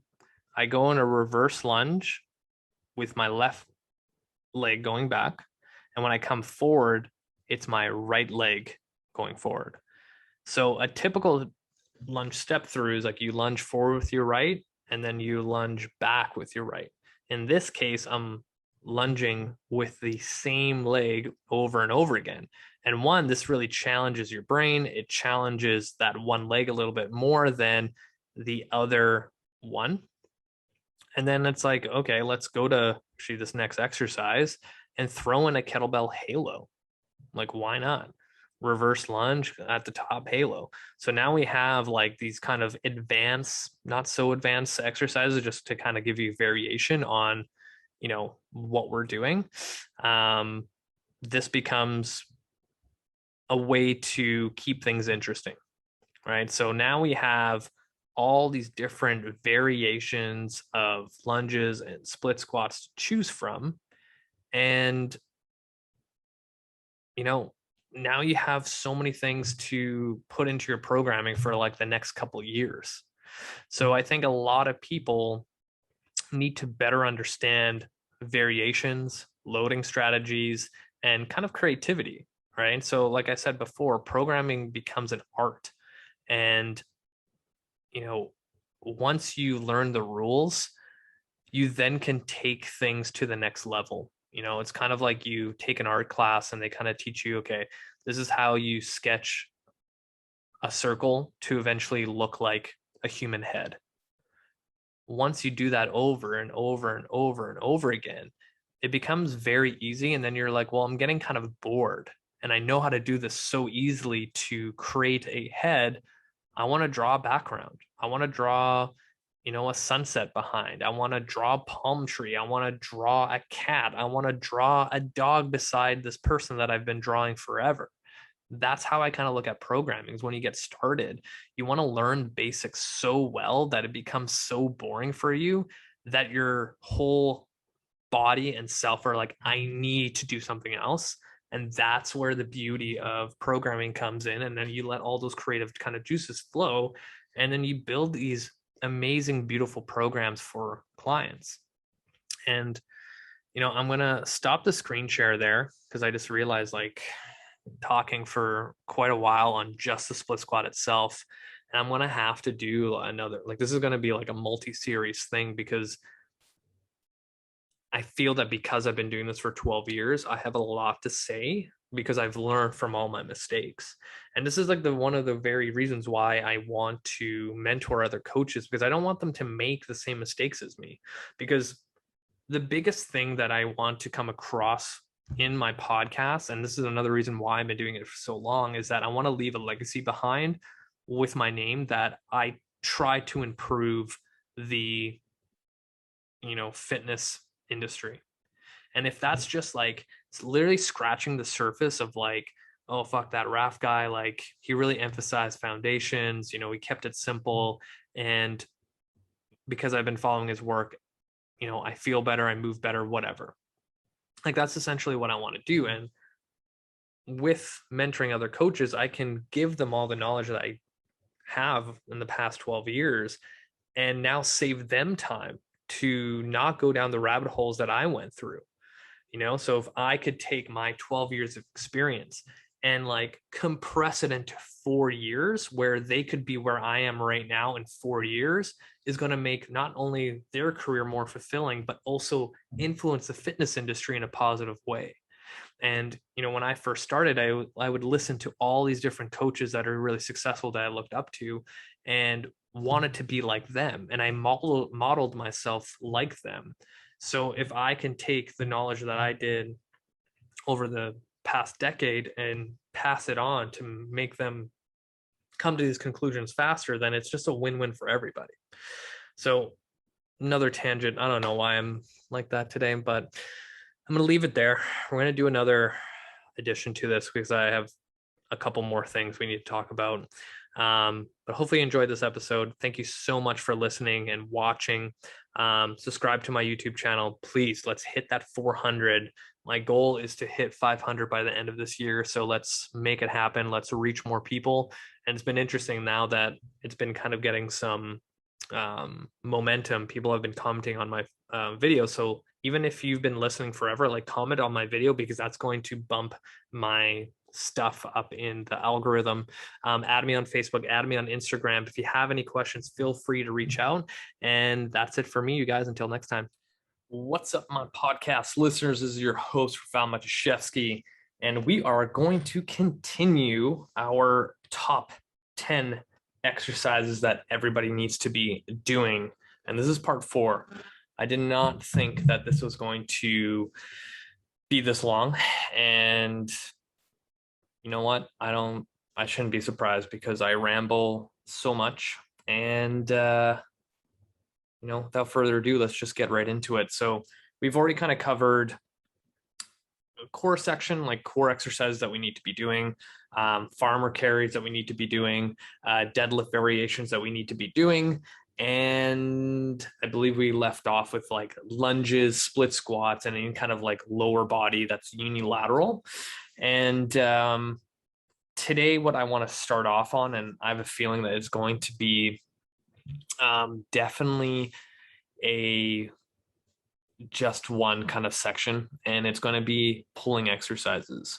So the reason why I place a huge emphasis on any kind of pulling exercise for clients is that for most of us who are seated at a desk like I am right now, and we do that all day, every day. So if I had to audit a regular person's day, it usually starts with you getting up, you getting yourself in a car, driving to work anywhere from 10 minutes to an hour.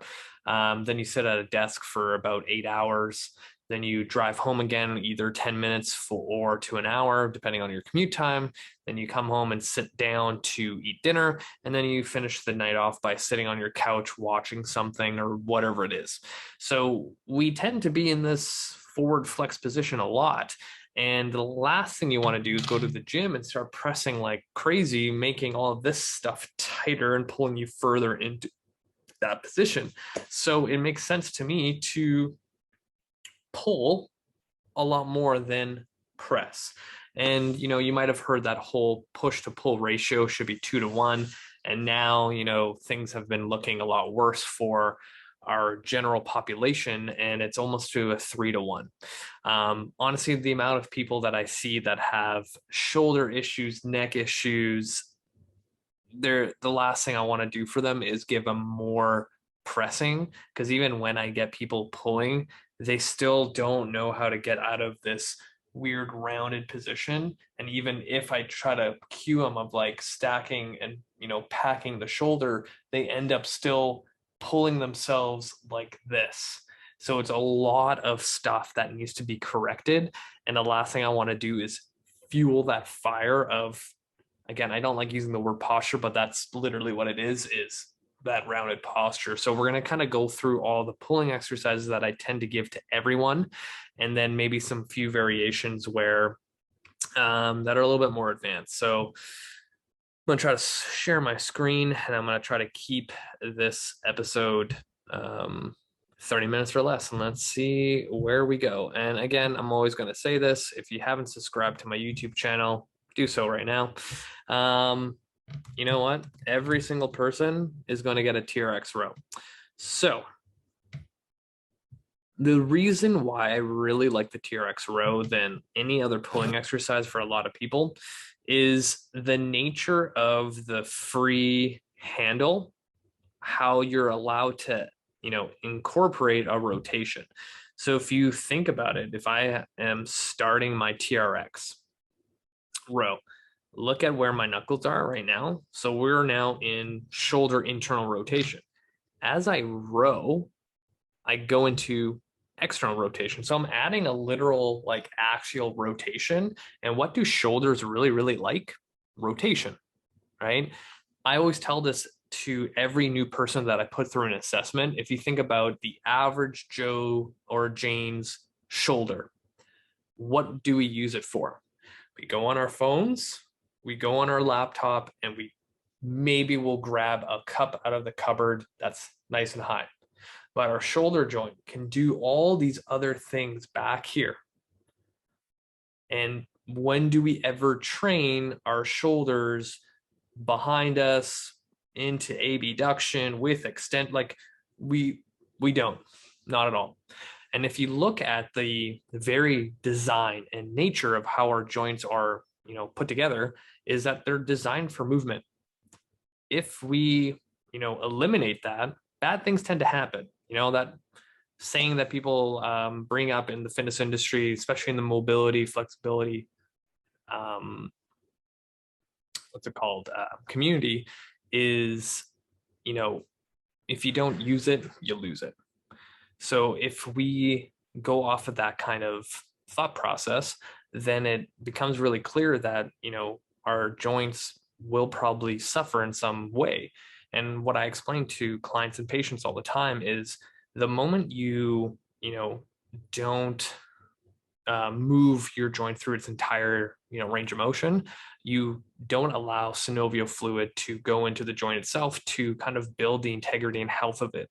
So if I'm constantly using my shoulder for just this, and maybe a cup, then maybe only the front side, maybe like 15% of the shoulder is actually getting enough nutrients to actually function. But all the rest of that shoulder capsule back here, because we never move it, never gets that, synovial fluid to improve. So then when people try to do stuff back here, it's super tight, like the trap will start doing this and like all this weird stuff. So at the end of the day, it's like you're doing yourself a disservice if you don't utilize your shoulder or any joint really in its full range of motion. So I always kind of find exercises that will promote movement as much as possible. And again, there's like a double-edged sword, like more movement's not better, but in a controlled environment, then you have a pretty good I guess recipe to success. So the Trx row is one of those things where I kind of start with everyone, and there's a few reasons too. Is like if you look at the nature of the body position, one, I'm teaching people how to use their posterior chain. So I really, really enjoy teaching and coaching just the start position, because if you think about it, like me, like I don't like putting my toes down. I just naturally feel like if you dig your heels in, then you have a little bit of of a better understanding and feedback for an average person to like understand like how to stay upright and create tension. So if I'm getting people to dig their heels in, then that's going to send a signal all the way to my hips to be as straight as possible, you know, squeeze the glutes and have that posterior chain kind of light up. And then that allows my entire backside to also create tension and like fire up my lats. So this is a lot of stuff that's also like a precursor to the deadlift, if you really think about it. Because when we get to the top of the deadlift or even the start position, you want that whole posterior side to be kind of, you know, ready and like stiff and just with so much tension that if you had whatever load, it's going to be easy to lift up.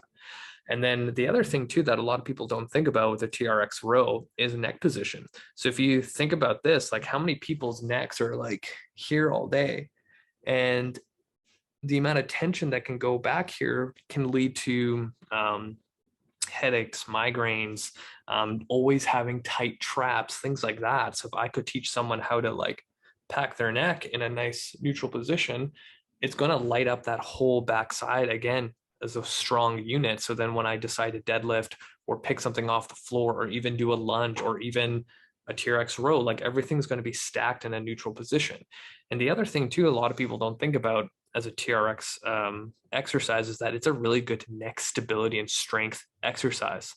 Because now that I am fighting gravity on the way down, if you look at where my head is, all these muscles back here of your neck, including your traps, have to learn how to stabilize this melon of yours without it doing weird things or weird things like this. And naturally, when you put someone in a 45-degree angle on a TRX row, it's not going to feel really good to like be here. Your body's naturally wanting to fight that and be there. So I can't think of a better exercise for posterior strength, especially in the pulling position, than a TRX row. And the nice thing too is like the TRX row is going to be a staple for almost everyone. If I have someone brand new that's never exercised, you just move them a little bit higher and then they can still get the benefit. The fitter you get, the lower you go, and then you're going to go into more challenging ranges where you have to really pull yourself up.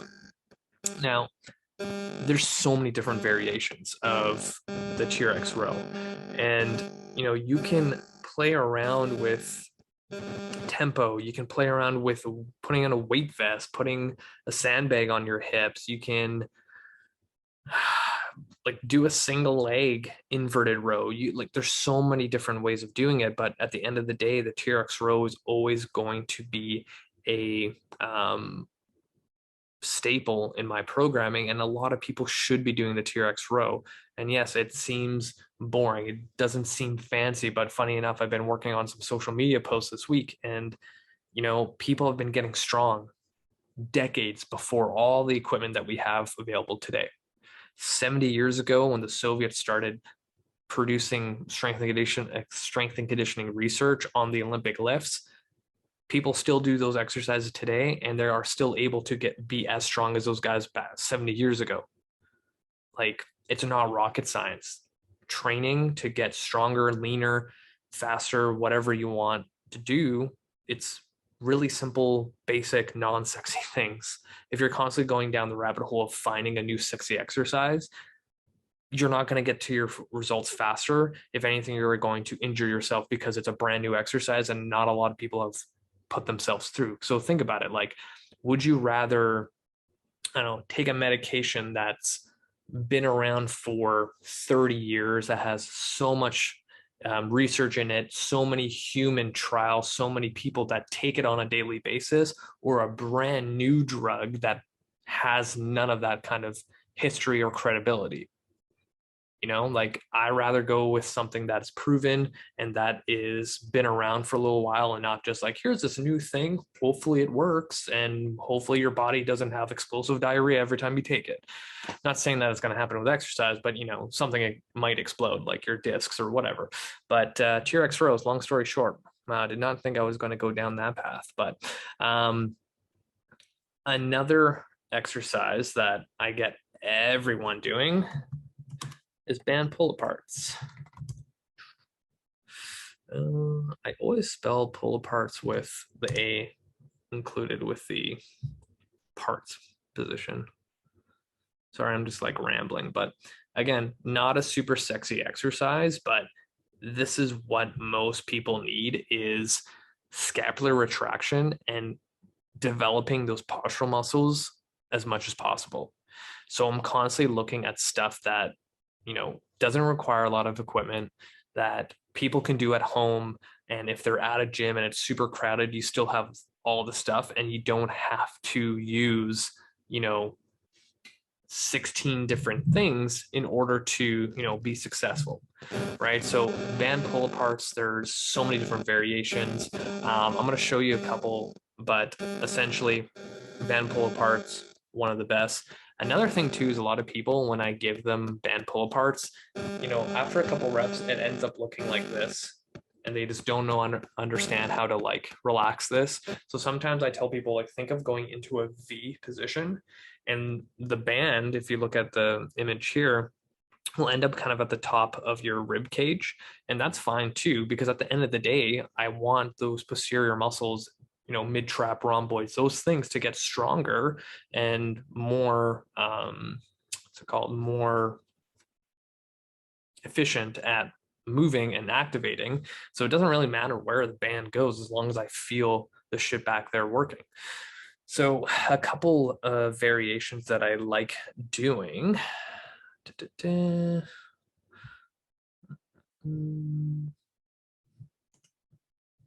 have to do this. One is bent over, because I can't think of a better way. Hopefully this ad goes quick. So if you look at this like hip hinge pattern of me doing a band pull apart, what does that look like? Deadlift position, you trying to pick up shit. So most people break at a heavy deadlift with their shoulders and they round. Again, in deadlifting, it's not a big deal if those arms drop forward. I totally get that. But if the rest of your back rounds, then you're kind of looking at some bad shit happening. But in my head, it's like, I'm standing doing this. Sure, I'm getting the benefit. But what happens if I do go into a hinge position and I break apart? So why wouldn't I want to get this position as strong as possible and go from here, nice and simple. Another thing that I will say, because I've had this so many times, like band pull aparts are an awesome exercise, but what happens if I can't get someone to actually relax their neck and everything is just jacked up in their shoulders? And this is where I'll put them on a foam roller, bench, whatever it is, to actually relax their neck and traps. So if you think about it, if you went to chiro, physio massage, you're laying on a table with your neck on it as well. And a lot of people don't think about this, is like that is a position where there's zero muscle activation of your neck. So if you're trying to get adjusted by a chiro or getting your neck treated by an RMT, you don't want to be like super tense in your neck. They want it to be relaxed so they can actually do treatment. So you can apply the same concept with exercise. So if I have someone laying down doing an exercise, I'm getting zero muscle activation from the neck and upper traps that usually want to take over. So now if I have someone that's dealing with headaches, tightness, or anything, and I want them to train, sometimes that's a limiting factor. And just doing a simple change as lying down on a foam roller or bench to do a pull apart, like it's not rocket science. Again, like there's a lot of variations of pull aparts out there. Like you can literally be tie the band up top of a cable machine or a squat rack, and you can do a pull down and then band pull apart variation. Like I love that.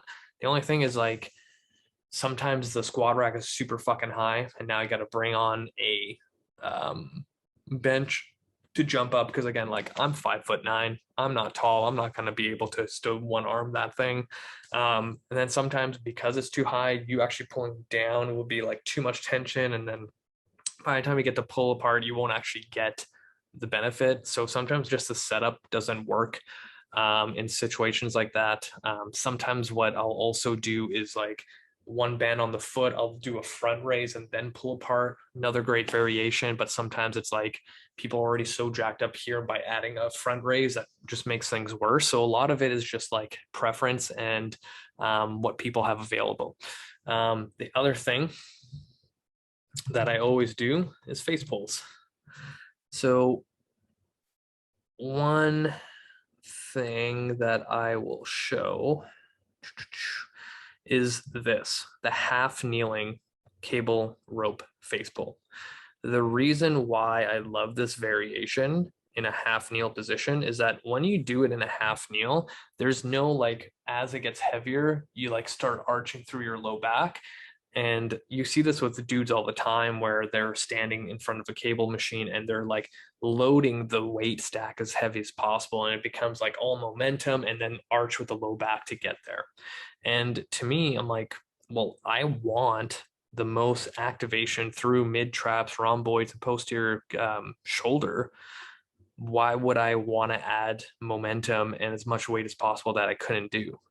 So let's eliminate some of those factors and stay in a half kneel position so I can really focus on, you know, my posterior here, right? And the other thing too with this, actually, I want to go back here. If you look at my elbows, they're pretty like much here. It's like almost like 90 degrees.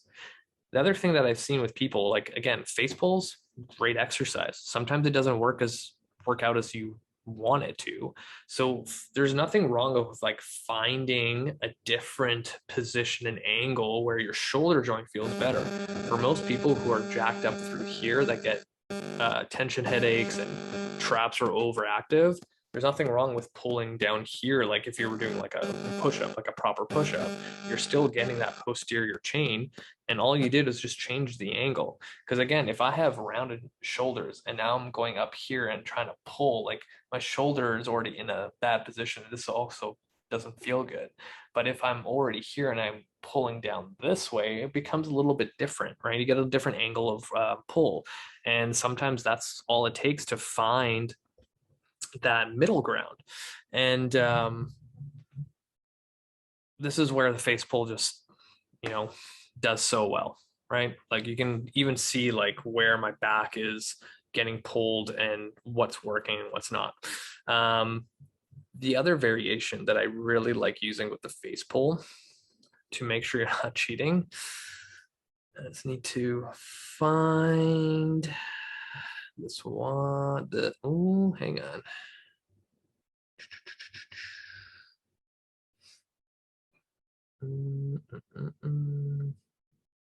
Again, you can see how many variations there are of face pulls.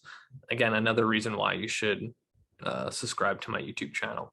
So I'm going to move my little cursor thing here. So if you can see, I actually have a band looped into the cable machine. So I'm pulling a weight stack. It's not like it's pinned and I'm just doing a basic band pull. What I'm actually doing is creating instability here that my muscles now have to react. So if I go fast, that most people do face pulls, the band's going to bounce. So I get feedback right away if I'm going too quickly. So you're forced to go slower. This is a great trick for people that tend to move really quick. And like, I'm not, again, I always say dudes always want to do this, but you know, like sometimes you get a lot of different people where they're just naturally, they want to move fast. And then as a coach, I need to like get creative on like, how can I make this person go slower? So the band gives you that instant feedback and it becomes a whole different exercise. And then you're like, holy shit, why is it so hard? Anytime you add tempo to make things slower, tends to be a lot more difficult. And then this is kind of like a surefire way. If I wanted to be even meaner, I can put a person into a half kneel position with the band, and there's like zero room for error, right? So definitely a variation that I highly recommend people trying, because there's no way that you're going to go too quickly on this one. So that's another face pull variation that I really, really enjoy using with clients, patients, you name it. Another one that I really like using too, if we're going to go down the whole posture route, is adding like a Y press. Again, it's kind of a, I wouldn't say advanced, but you need a little bit of, practice when it comes to training. So this is also another banded, like you can do this without the weight stack or anything. But the other thing too is like if I wanted to directly influence, the capsule of the shoulder, the last thing I want to do is squeeze. If I want to work those postural muscles, if I let go of my grip and I place the band around my wrist, I'm literally going to be moving through all those smaller postural muscles and into the shoulder capsule. And then this becomes one of the hardest fucking exercises that has ever been put on to the face of the earth when it comes to pulling exercises. And this is one of those things where, like, you know what, I'm playing this video and I'm like, I haven't used this variation in so long, and I'm going to start giving this to clients. So beware, clients, if you're watching this. But yeah, another great variation to throw in and play around with. Now, again, I can be talking about face pulls for the next 30 minutes because there's so many different exercises, but another exercise I want to get into is the dumbbell row. So something really important here is if you've been in this fitness industry for a while, you kind of start seeing changes. And if you don't keep up with the changes, then you tend to be left behind. So if you look at my shoulder, I'm actually in a pronated position. And then when I pull, I go into a retracted position. So a long time ago, the cue for rowing is to like tuck the shoulder and keep it there the whole time. But in my head, and a lot of people also figured this out, is like if my shoulder blade and shoulder is designed for protraction and retraction, why would I try to pin it in retraction the entire time? Wouldn't it make sense that when I place my shoulder in protraction with the weight, to have it strong enough to be able to go into retraction from a protracted position? And again, this is how I translate my programming into other things. If I have someone deadlifting heavy, what is the one thing that we brought up already that a lot of people break when they deadlift a heavy weight? They go into protraction in the back rounds. So if I wanted to eliminate that, why wouldn't I want to train my shoulders going into protraction with weight and having enough strength for it to go into retraction as I row? So the dumbbell row is something that I give to everyone, and I now teach that because that's how our shoulders are made. I'm not saying to go all the way down to the ground and rotate our whole torso and rotate the whole thing, but again, that could be another variation for a different time and place. But for most people, I want to teach them how to do this effectively. And that's been a huge game changer when I started doing this, I don't know, like 5 years ago with people. Something really simple that goes a long way. Now, another pulling exercise that I absolutely love, and I got to start like going really quick here because we are running out of time. Something called bat wings. So this was made famous by Dan John, and if you don't know who Dan John is, you better look him up. So you get into like a chest supported position, and then with some heavy kettlebells, you pull, and then you hold for a couple seconds, and then you come back down. So with the bat wings, there's literally no cheating whatsoever. And the reason why is that actively you're pushing your chest in as you're rowing. So when I'm pulling, I'm not cheating by like going into an arch position. I'm literally trying to stay here. And now it's all back exercises. Like I'm digging my toes in, squeezing my glutes, and this becomes a very challenging exercise. And I prefer using kettlebells only because it's easier to grab off the ground, and it just the nature of it, because the weight is a little bit lower, when you pull, you won't hit the bench itself. So it becomes a little bit more about practicality and things like that. But yeah, like huge game changer when it comes to posterior strength and like things that translate over. We were kind of running out of time here, but we're going to go into one last thing, is chin-ups. Oop. Sure, let's go. I always like going into band assisted chin-ups first, because most people don't really have the upper body strength to do a full body weight chin-up with some pretty shitty form. So the big thing here that I just did is I put my feet forward. So when you look at people doing chin-ups, their legs are kind of dead and they're just hoping to like pull themselves up. But if I want more out of the exercise, I want full body tension, just like the Trx Row that we started off this episode with. So it's in my best interest to do the same thing on a very challenging exercise to get more bang for my buck. So then I can progress through it faster. So with the band, one, again, like I don't jump into like, okay, now go do some body weight chin-ups and then they end up looking like this every time. Whereas like I want them to lead their chest to the bar rather than like, come on, biceps, do your thing. And then my shoulders are rounding and then I'm like squeezing to get a rep in. That's not a chin-up. That's just like you squirming up a freaking ledge trying to get over it during the Tough Mudder or some shit like that. Again, training is training. Just think about that.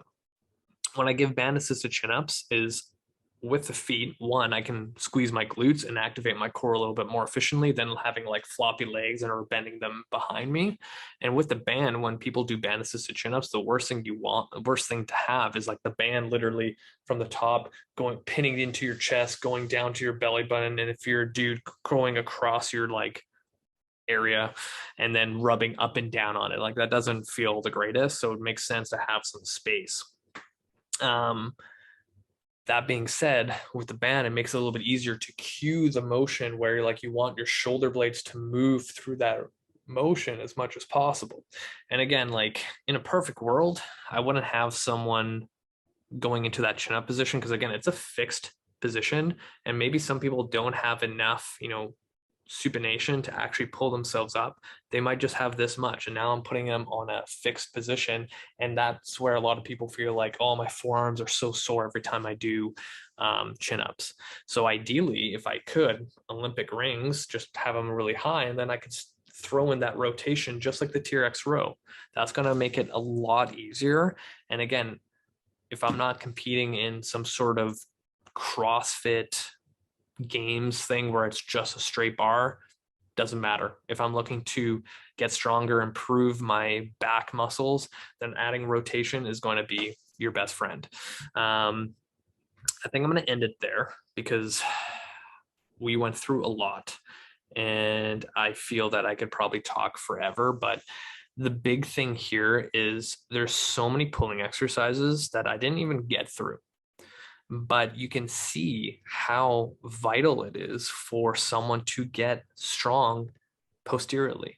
And I might even do for this part 5 now, a little bit more on pulling from a functional standpoint, and maybe go into some like combination exercises, because I didn't even like get into cable rows or anything like that. But I think I'm going to end it there. If you guys have any questions at all, let me know. Hopefully this kind of gave you some ideas of what you can start incorporating into your workouts. That's it for me. Thank you so much for listening and watching. Hit the subscribe button. Follow me on Facebook, Instagram, and I'm going to continue giving the best fitness and health advice until I decide that it's time to retire. So till next time, you guys. What is up on my podcast listeners? This is your host, Rafael Matuszewski. And I'm excited about today's episode because we are going to go into part 5 of the 10 exercises everyone should be doing. And when I first started this little series, I did not think that this was going to be this long and have multiple parts, but you and I both know that I ramble a lot and I have a lot to say, and sometimes that's a good thing because now you guys have a lot more to work with. And my quality of the screen is terrible. I need a new MacBook. But we're going to jump right into it. For those who are listening, 100% you should be watching this episode because it's going to be a lot of demos. And for those who just maybe started listening to my show and you're like, holy shit, part 5, in the description of the episode, I'm going to have part 4, 3, 2, and 1. And essentially this whole series has been the 10 exercises that I tend to do with every single person, but I've been kind of categorizing them into core exercises, hip hinge exercises, knee dominant exercises, things like that, to kind of give you a category and show you how I progress, regress, and lateralize with clients. So we're going to jump right into it. And we are going to go into pressing today. So the thing with pressing, I'm going to say this right now. Most people tend to have shoulder issues.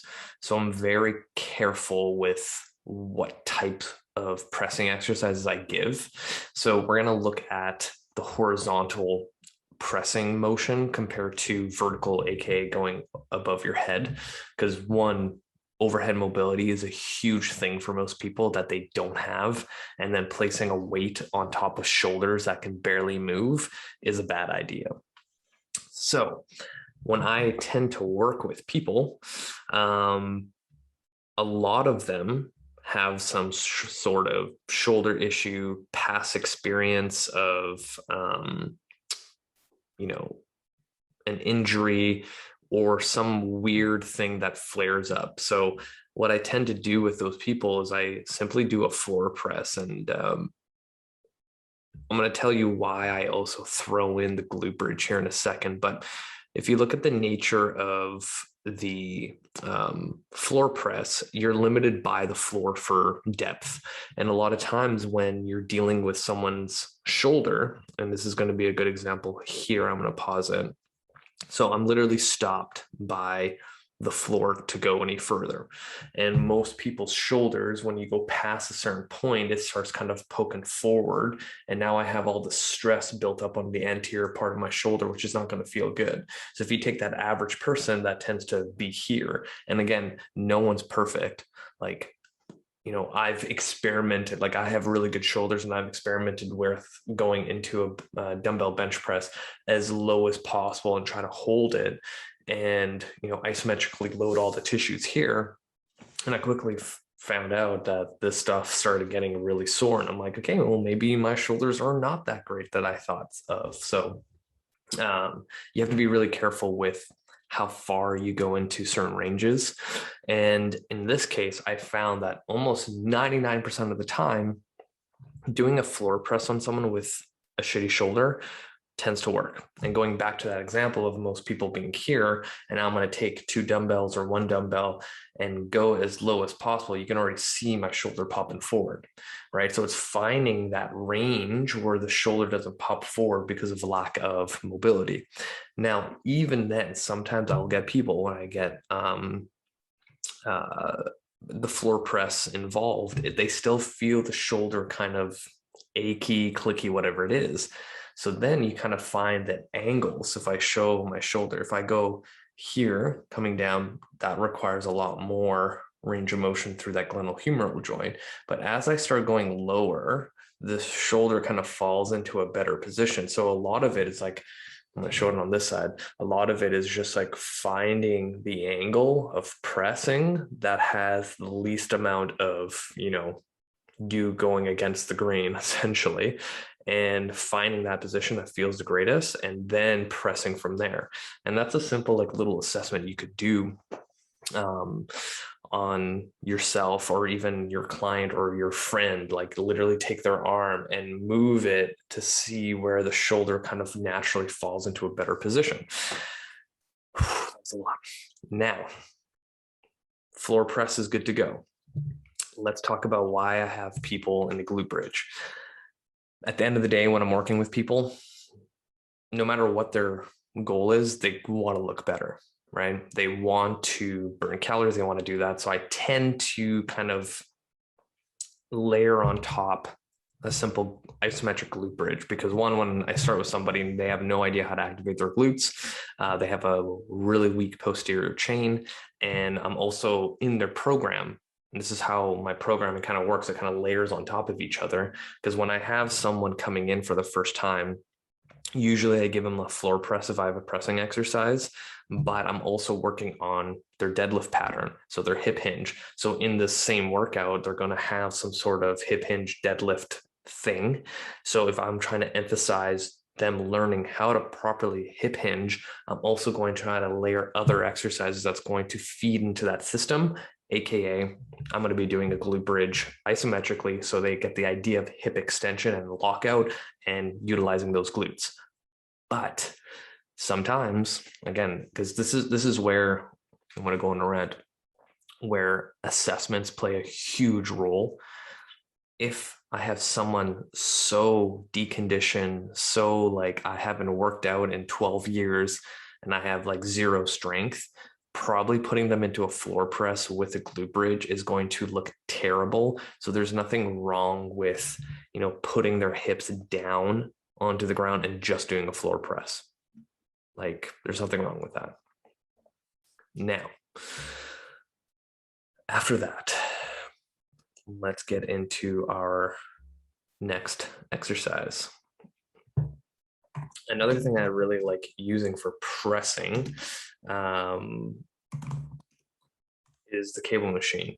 And the reason behind this, and kind of goes back to my previous comment about layering things. So in this case, I have a half kneeling single arm cable chest press. Now I'm going to pause it here. Actually, maybe I'm going to keep it going because I'm going to probably switch sides and it's going to look a lot better. So in this case, in a half kneeling position, number one, there's no way to cheat. Like, there's no way. Second, half kneeling position helps build a lot of hip stability and core stability at the same time. And those are the two things that people desperately need when they start training. And well, that's a good face that I just like paused on. That's solid. There you go. Those two things will transfer over to other things down the road. And I haven't met someone yet where I'm like, bam, your core stability and hip stability are like so good, you don't have to work on anything. You know what I mean? Like, these are the things that people tend to overlook. And even if I had a CrossFitter that's really high end of an athlete or a high level dancer, whatever it is, like, they all could work on a little bit more hip and core stability to ensure that that can transfer over to their sport. So if I had someone in this position and I really wanted to challenge them, this foot that's in front of me, I'm going to try to make it in line with this knee. And now my base of support is super narrow and I have to really work hard to ensure that I don't fall over. So what does that do? This hip has to work really, really, really hard in order to press. Now, the other reason why I like the cable machine is I also kind of have control of how far back I go. And it's also kind of a narrow press. You don't see me kind of going out to the side. So I've had people with, shoulder issues, and I just tell them to like go into a narrow position. And they're like, okay, yeah, this feels really good. So I kind of progress people in positions as well. Like, I rather give them an exercise that focuses solely on a position where it feels pain-free, to also teach the nervous system that, hey, when we press with your shoulder that's had issues in the past, you don't have to constantly have that emergency brake on and, constantly be high alert and super stressed to keep me safe, right? So we're trying to feed your system, your body, that everything that you're doing in the gym is a safe environment. So then you can kind of back off being super tense and trying to protect us from, some imaginary painful pattern. But those two are kind of where I kind of lead into pressing. Now, since we're kind of on the topic of shoulder stuff, I also really like the half kneeling landmine press. Can't spell today.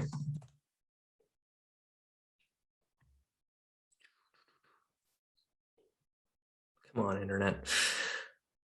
Oh yeah, look at this hair. I freaking miss my long hair. So half kneeling landmine press. When it comes to shoulder stuff, like I said, most people don't have enough shoulder flexion actively and most likely have some sort of mobility restrictions. Putting a dumbbell or kettlebell overhead is probably not going to be the best thing for them or for yourself, because you're just load on dysfunction essentially. And I hate that word, but you kind of get the idea. So in the nature of the landmine press, you're now pressing on a 45-degree angle. Now, you can make the argument like, oh, I should just take a dumbbell and press 45. But the nature of how the dumbbell is loaded, you have all this anterior load here. Whereas with the landmine, you have the load on an angle. Like it's not just, I don't know why I'm pointing at it. It's not just here. The weight is distributed all the way down into the anchor point of where you have the landmine attached. So if you go off of that logic and biomechanically, it's a little bit better for your shoulder. The other thing that I really love about the landmine is you can load it really heavy. So I've had guys in the past that still think they're college studs and want to lift heavy, but their shoulders are shit. So the landmine is kind of one of those things where let's place a 45 on it. Let's put 2 45-pound plates on there and you can get really, really challenged with it. Now, the other thing I really love about the landmine when it comes to pressing is the moment I get to my end range, like I am here, the weight now has to be stabilized by my shoulder blade, because if I press and it starts going this way or this way, all of this stuff in here has to stabilize that weight at the very end. Now, this becomes like a strength rehab exercise, but really is just the nature of how the barbell is position that gives you that stimulus. So this becomes a really great exercise for people who want to press who have shitty shoulders. I'm just going to finish this video because I also like to reminisce about my long hair that I kind of want to do again. But from there, say I have someone progressing very, very well when it comes to their shoulders, and I want to start introducing pressing. I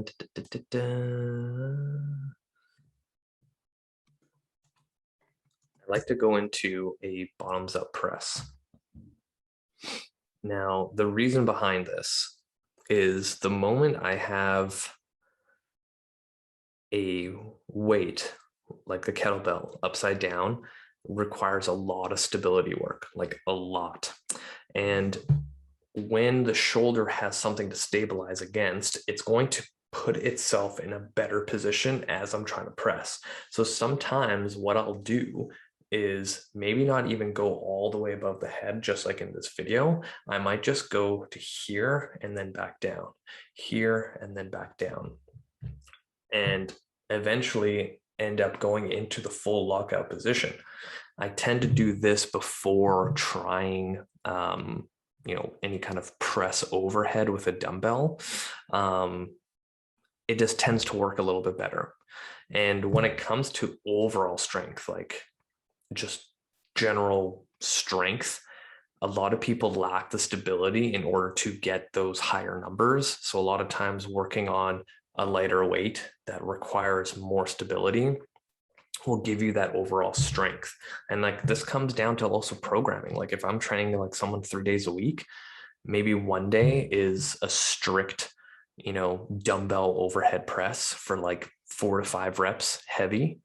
Then the next day is a half kneeling bottoms up press that's lighter and requires a lot of stability. And then the other third day, I'm doing a landmine press, because maybe the person's goal is like, I really want to press like 135 on the barbell overhead because I just feel strong when I do it, or it was something that they used to do and they want to be able to do it again. Then that becomes a whole challenge of creativity and programming, right? So this is where my kind of thought process goes.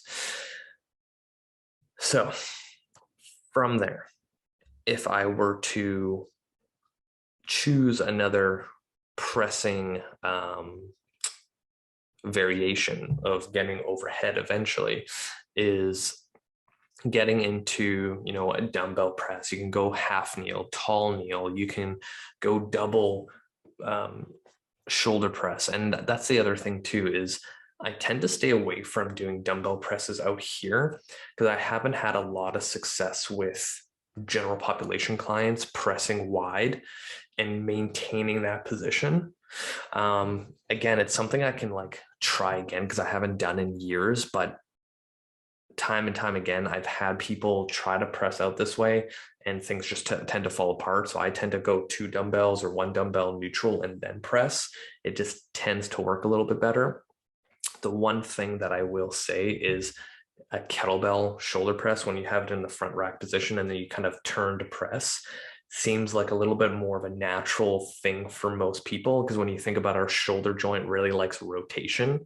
So if I have a kettlebell here and then I'm rotating my whole one wrist, forearm going into extension, my shoulder tends to flow a little bit better. The thing that I have started using that I absolutely love is a palm press. And it's only been recently that I've been throwing this in with clients, and it's been working really, really well. And there's a couple of reasons. So number one, when you look at this video, you can see the nature of how the kettlebell is placed on my palm and the little handle is on my forearm. There's a couple of reasons why we do this. A lot of times, especially with women, when you look at wrist structure, they tend to have this bone here on the wrist stick out a little bit more than men. So when we start pressing overhead with women, we have the bell sitting here, and sometimes, because you know, we start off lighter and those lighter bells are smaller and the bell portion tends to go a little bit higher. So it kind of hits this. And I tell people, like, you can move this all over, but sometimes it just, you can't find the right position. So the easy way of doing it is putting the kettlebell in your palm, and now you have a kind of a palm press, and that tends to work. The other reason why this is really awesome, there's a huge stability component, because you're like, holy shit, I'm not actually grabbing this. And even if you're trying to like grab it, it's not going to feel stable. There's a point where it kind of feels like it might fall. So you're actually going really slow, kind of like a bottoms up press. So you're, you know, stabilizing it. So now the shoulder is working a little bit harder. Now, the other thing too, is if you look at my video of how I'm pressing, I'm constantly looking at it, and if you look at my rib cage, it's actually flaring out to the side and then coming back down to neutral. I am not opposed to that, because traditionally when I worked with kettlebells, it's like stack, stack, stack, stack, stack. But there's something, you know, deep in our DNA that when we would go reach for something, like our rib cage can tilt into lateral flexion to grab something, or you trying to climb something. So if you try this at home, you're naturally going to want to tilt. It's like, it's rooted in our DNA for some reason. Like, when I kind of expose myself to this, I didn't even think of it, but I think there's something to like us reaching and grabbing and having that lateral tilt and training in those positions. So something to play around with and something I've been thinking about. But that's essentially some progressions going into overhead pressing that I tend to use. But there's also so many other variations when it comes to just horizontal pressing. And I know I said that I'm going to just do horizontal pressing in this video, but we're kind of jumping all over the place. But something I want to bring up is kind of the progressions of pressing horizontally. I really like after, let's see if this is going to pop up. say I have someone doing a basic dumbbell bench press, and we've done it for 4 to 8 weeks. Something I like to do to kind of add a little flair or spice to it, as people say, is an alternating dumbbell bench press. The reason why I like throwing an alternating dumbbell bench is the moment you have one coming down, you're stabilizing the top one for it not to veer off into space and time. But the moment you come down, your core now has to stabilize you as you're trying to press up, and then do the same thing on the other side. So it's more of a stability and challenge more so than a strength challenge. And again, remember what I said about trying to improve overall strength, you need to also work on stability quite a bit. So that's, one way of doing it. The other progression that I go from here that I absolutely love doing with clients is a seesaw press. I feel like I need to update this video because this is old. So same position, similar to an alternating press, but the moment I'm at the bottom, I'm already pressing with the other one. So it's a lot of rotary stability that requires a lot of stabilization. So something like this, and like you can even see how my feet are really trying to like stabilize my body without falling, is a great way to challenge stability a lot. And then the same thing kind of goes towards putting yourself on an incline, putting yourself on a decline bench. Like there's so many different variations. Like even this one here, you can go into a half kneeling shoulder press that's in a seesaw position. I've also done presses, both flat bench, incline bench, decline bench, where I'm holding one at the bottom isometrically and then the other one's pressing. Or same idea is the top one is holding and then I'm just pressing with the bottom one. Like the world is your oyster when it comes to these kind of pressing movements. So you kind of like, you can pick whatever you kind of want. That's pretty much it when it comes to pressing. Like I know there's so many different other variations, but the one thing I will say is I haven't really had a lot of people press with a barbell overhead. One, sometimes it comes down to just logistics in the gym. Like, do you have a squat rack available at all times to place a barbell, load the plates on to press overhead? The other, thing to that equation is the mobility and stability. Like I get more bang for my buck being able to press one kettlebell or one dumbbell overhead and then moving on to another exercise than constantly worrying about a barbell. I just feel like you can get a lot more done with a different tool than just a barbell, and it just requires more prerequisites because it's a fixed instrument than say a kettlebell. But since we're doing kind of good on time, I'm going to get into maybe squats. I think we touched on this a little bit, but something that I want to bring up with squats is this is primarily based on the assessment. Like I feel like I need to do another episode on why assessments are so vital.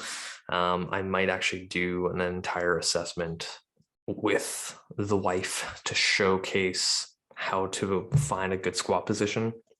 But the thing that we need to go over is kind of prerequisites for squatting.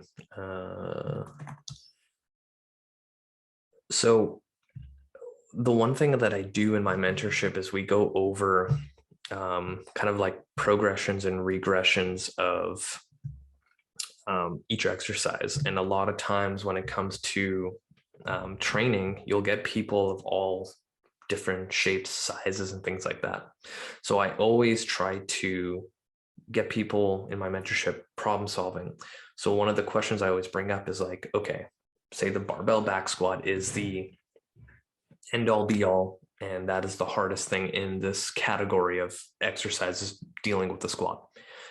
If you had someone coming off a hip replacement surgery and you need to get them squatting again, what would be like a level 0 exercise? And then you start seeing people really think, they're like, oh shit, like, how do I make a squat really, really easy? And they're like, okay, well, maybe like some assistance, maybe some sort of like holding on to the wall. And I'm like, you're on the right track. But sometimes you need to build a pattern before you load your system. So this is something I stole from Dan John when he had a hip replacement, and his surgeon was like, you're never going to barbell squat again. So he got himself into a quadruped position. But if you can tell, like, my wife's knees are a lot wider than, you know, if you're going into like a bird dog position, and she's keeping her spine neutral as she's pushing back into hip flexion. So if you look at it from, like, if you tilt your whole phone, laptop, tablet, whatever you're looking at, this is a squat. So if I had someone with a hip replacement, I want to teach the nervous system the pattern again in a safe environment. And this tends to be very pain-free. So now we're teaching the body how to get into a squat position without harm. And that's going to be a precursor to everything else that we do. So after I do that, I like to go into assisted squats. So a lot of times when, well, I don't even have the video for it. Let's see if I have.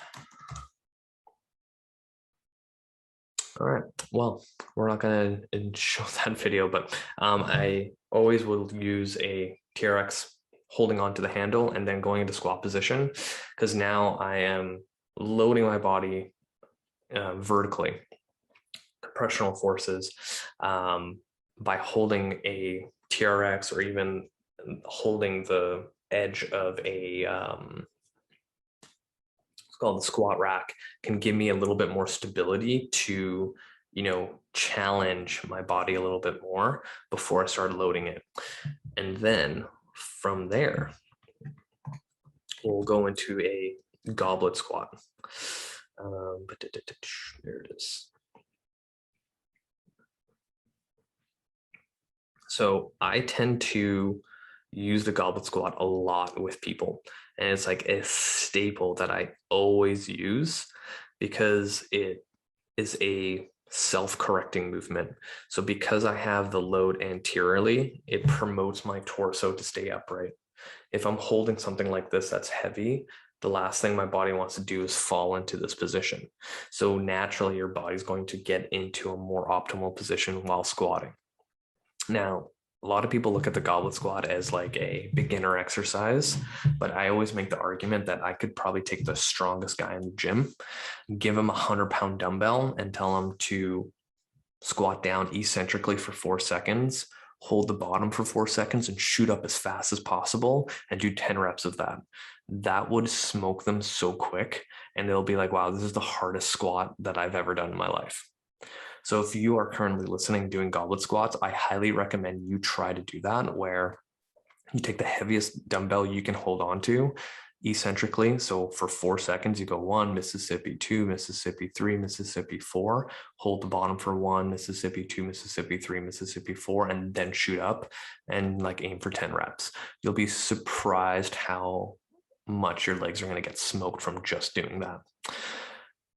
That being said, all the exercises that we just went on, as things get easier, you should be challenging yourself in different tempos. Like maybe you don't do an eccentric, maybe you hold the bottom of a squat, bottom of the split squat, the bottom of a deadlift for 4 seconds and then shoot up.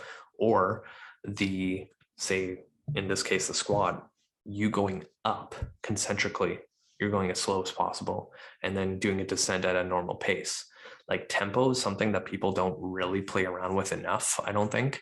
They just tend to Like, I'm doing bicep curls and going back down, bicep curls and going back down. And that doesn't really give you enough stimulus because your body can adapt pretty quickly. I tend to go from the goblet squat into like 2 dumbbells here, but I tend to now rotate the dumbbells here because a lot of people will rest it on their shoulders. I like it this position here because it also isometrically loads your biceps. So for dudes, that's a great variation. I honestly don't do back squats with a lot of people. Like right now in my client load, I have one person doing it, and she's been with me for the last 10 years. And she has a lot of the prerequisites in order to do it. I actually have a client right now that's coming to me primarily for kin stretch, but the workouts that they're doing requires a lot of barbell stuff, including the back squat, which is completely kind of destroying their low back and hip and SI joint. So right now, what we're kind of focusing on is building better hips, building better functioning core stability in order to do those things. So sometimes it's like, if I have someone wanting to do it, let's just like create the prerequisites for that. And maybe I can even go into part 6 of this series, looking at the kin stretch movements that I do with everybody that you should be doing as well. And I think that would be a good way to kind of finish this thing off, because we kind of went through core, pressing today, squatting today, pulling last time, deadlifts, lunges. I can't remember if I said core exercises, but I think we covered quite a bit of stuff. So maybe the last part of the series will be all the mobility things from kin stretch that I use with people, and kind of finish it off there. But let's kind of stop the screen share and finish up. So I spoke a lot. There's a lot of stuff in here. If you guys have any questions, feel free to reach out. More than happy to answer your questions. I'm really happy that I got back into this because I kind of fell off with some other ideas and episodes I had. So if you have any questions, feel free to reach out. That's it for me. Till next time.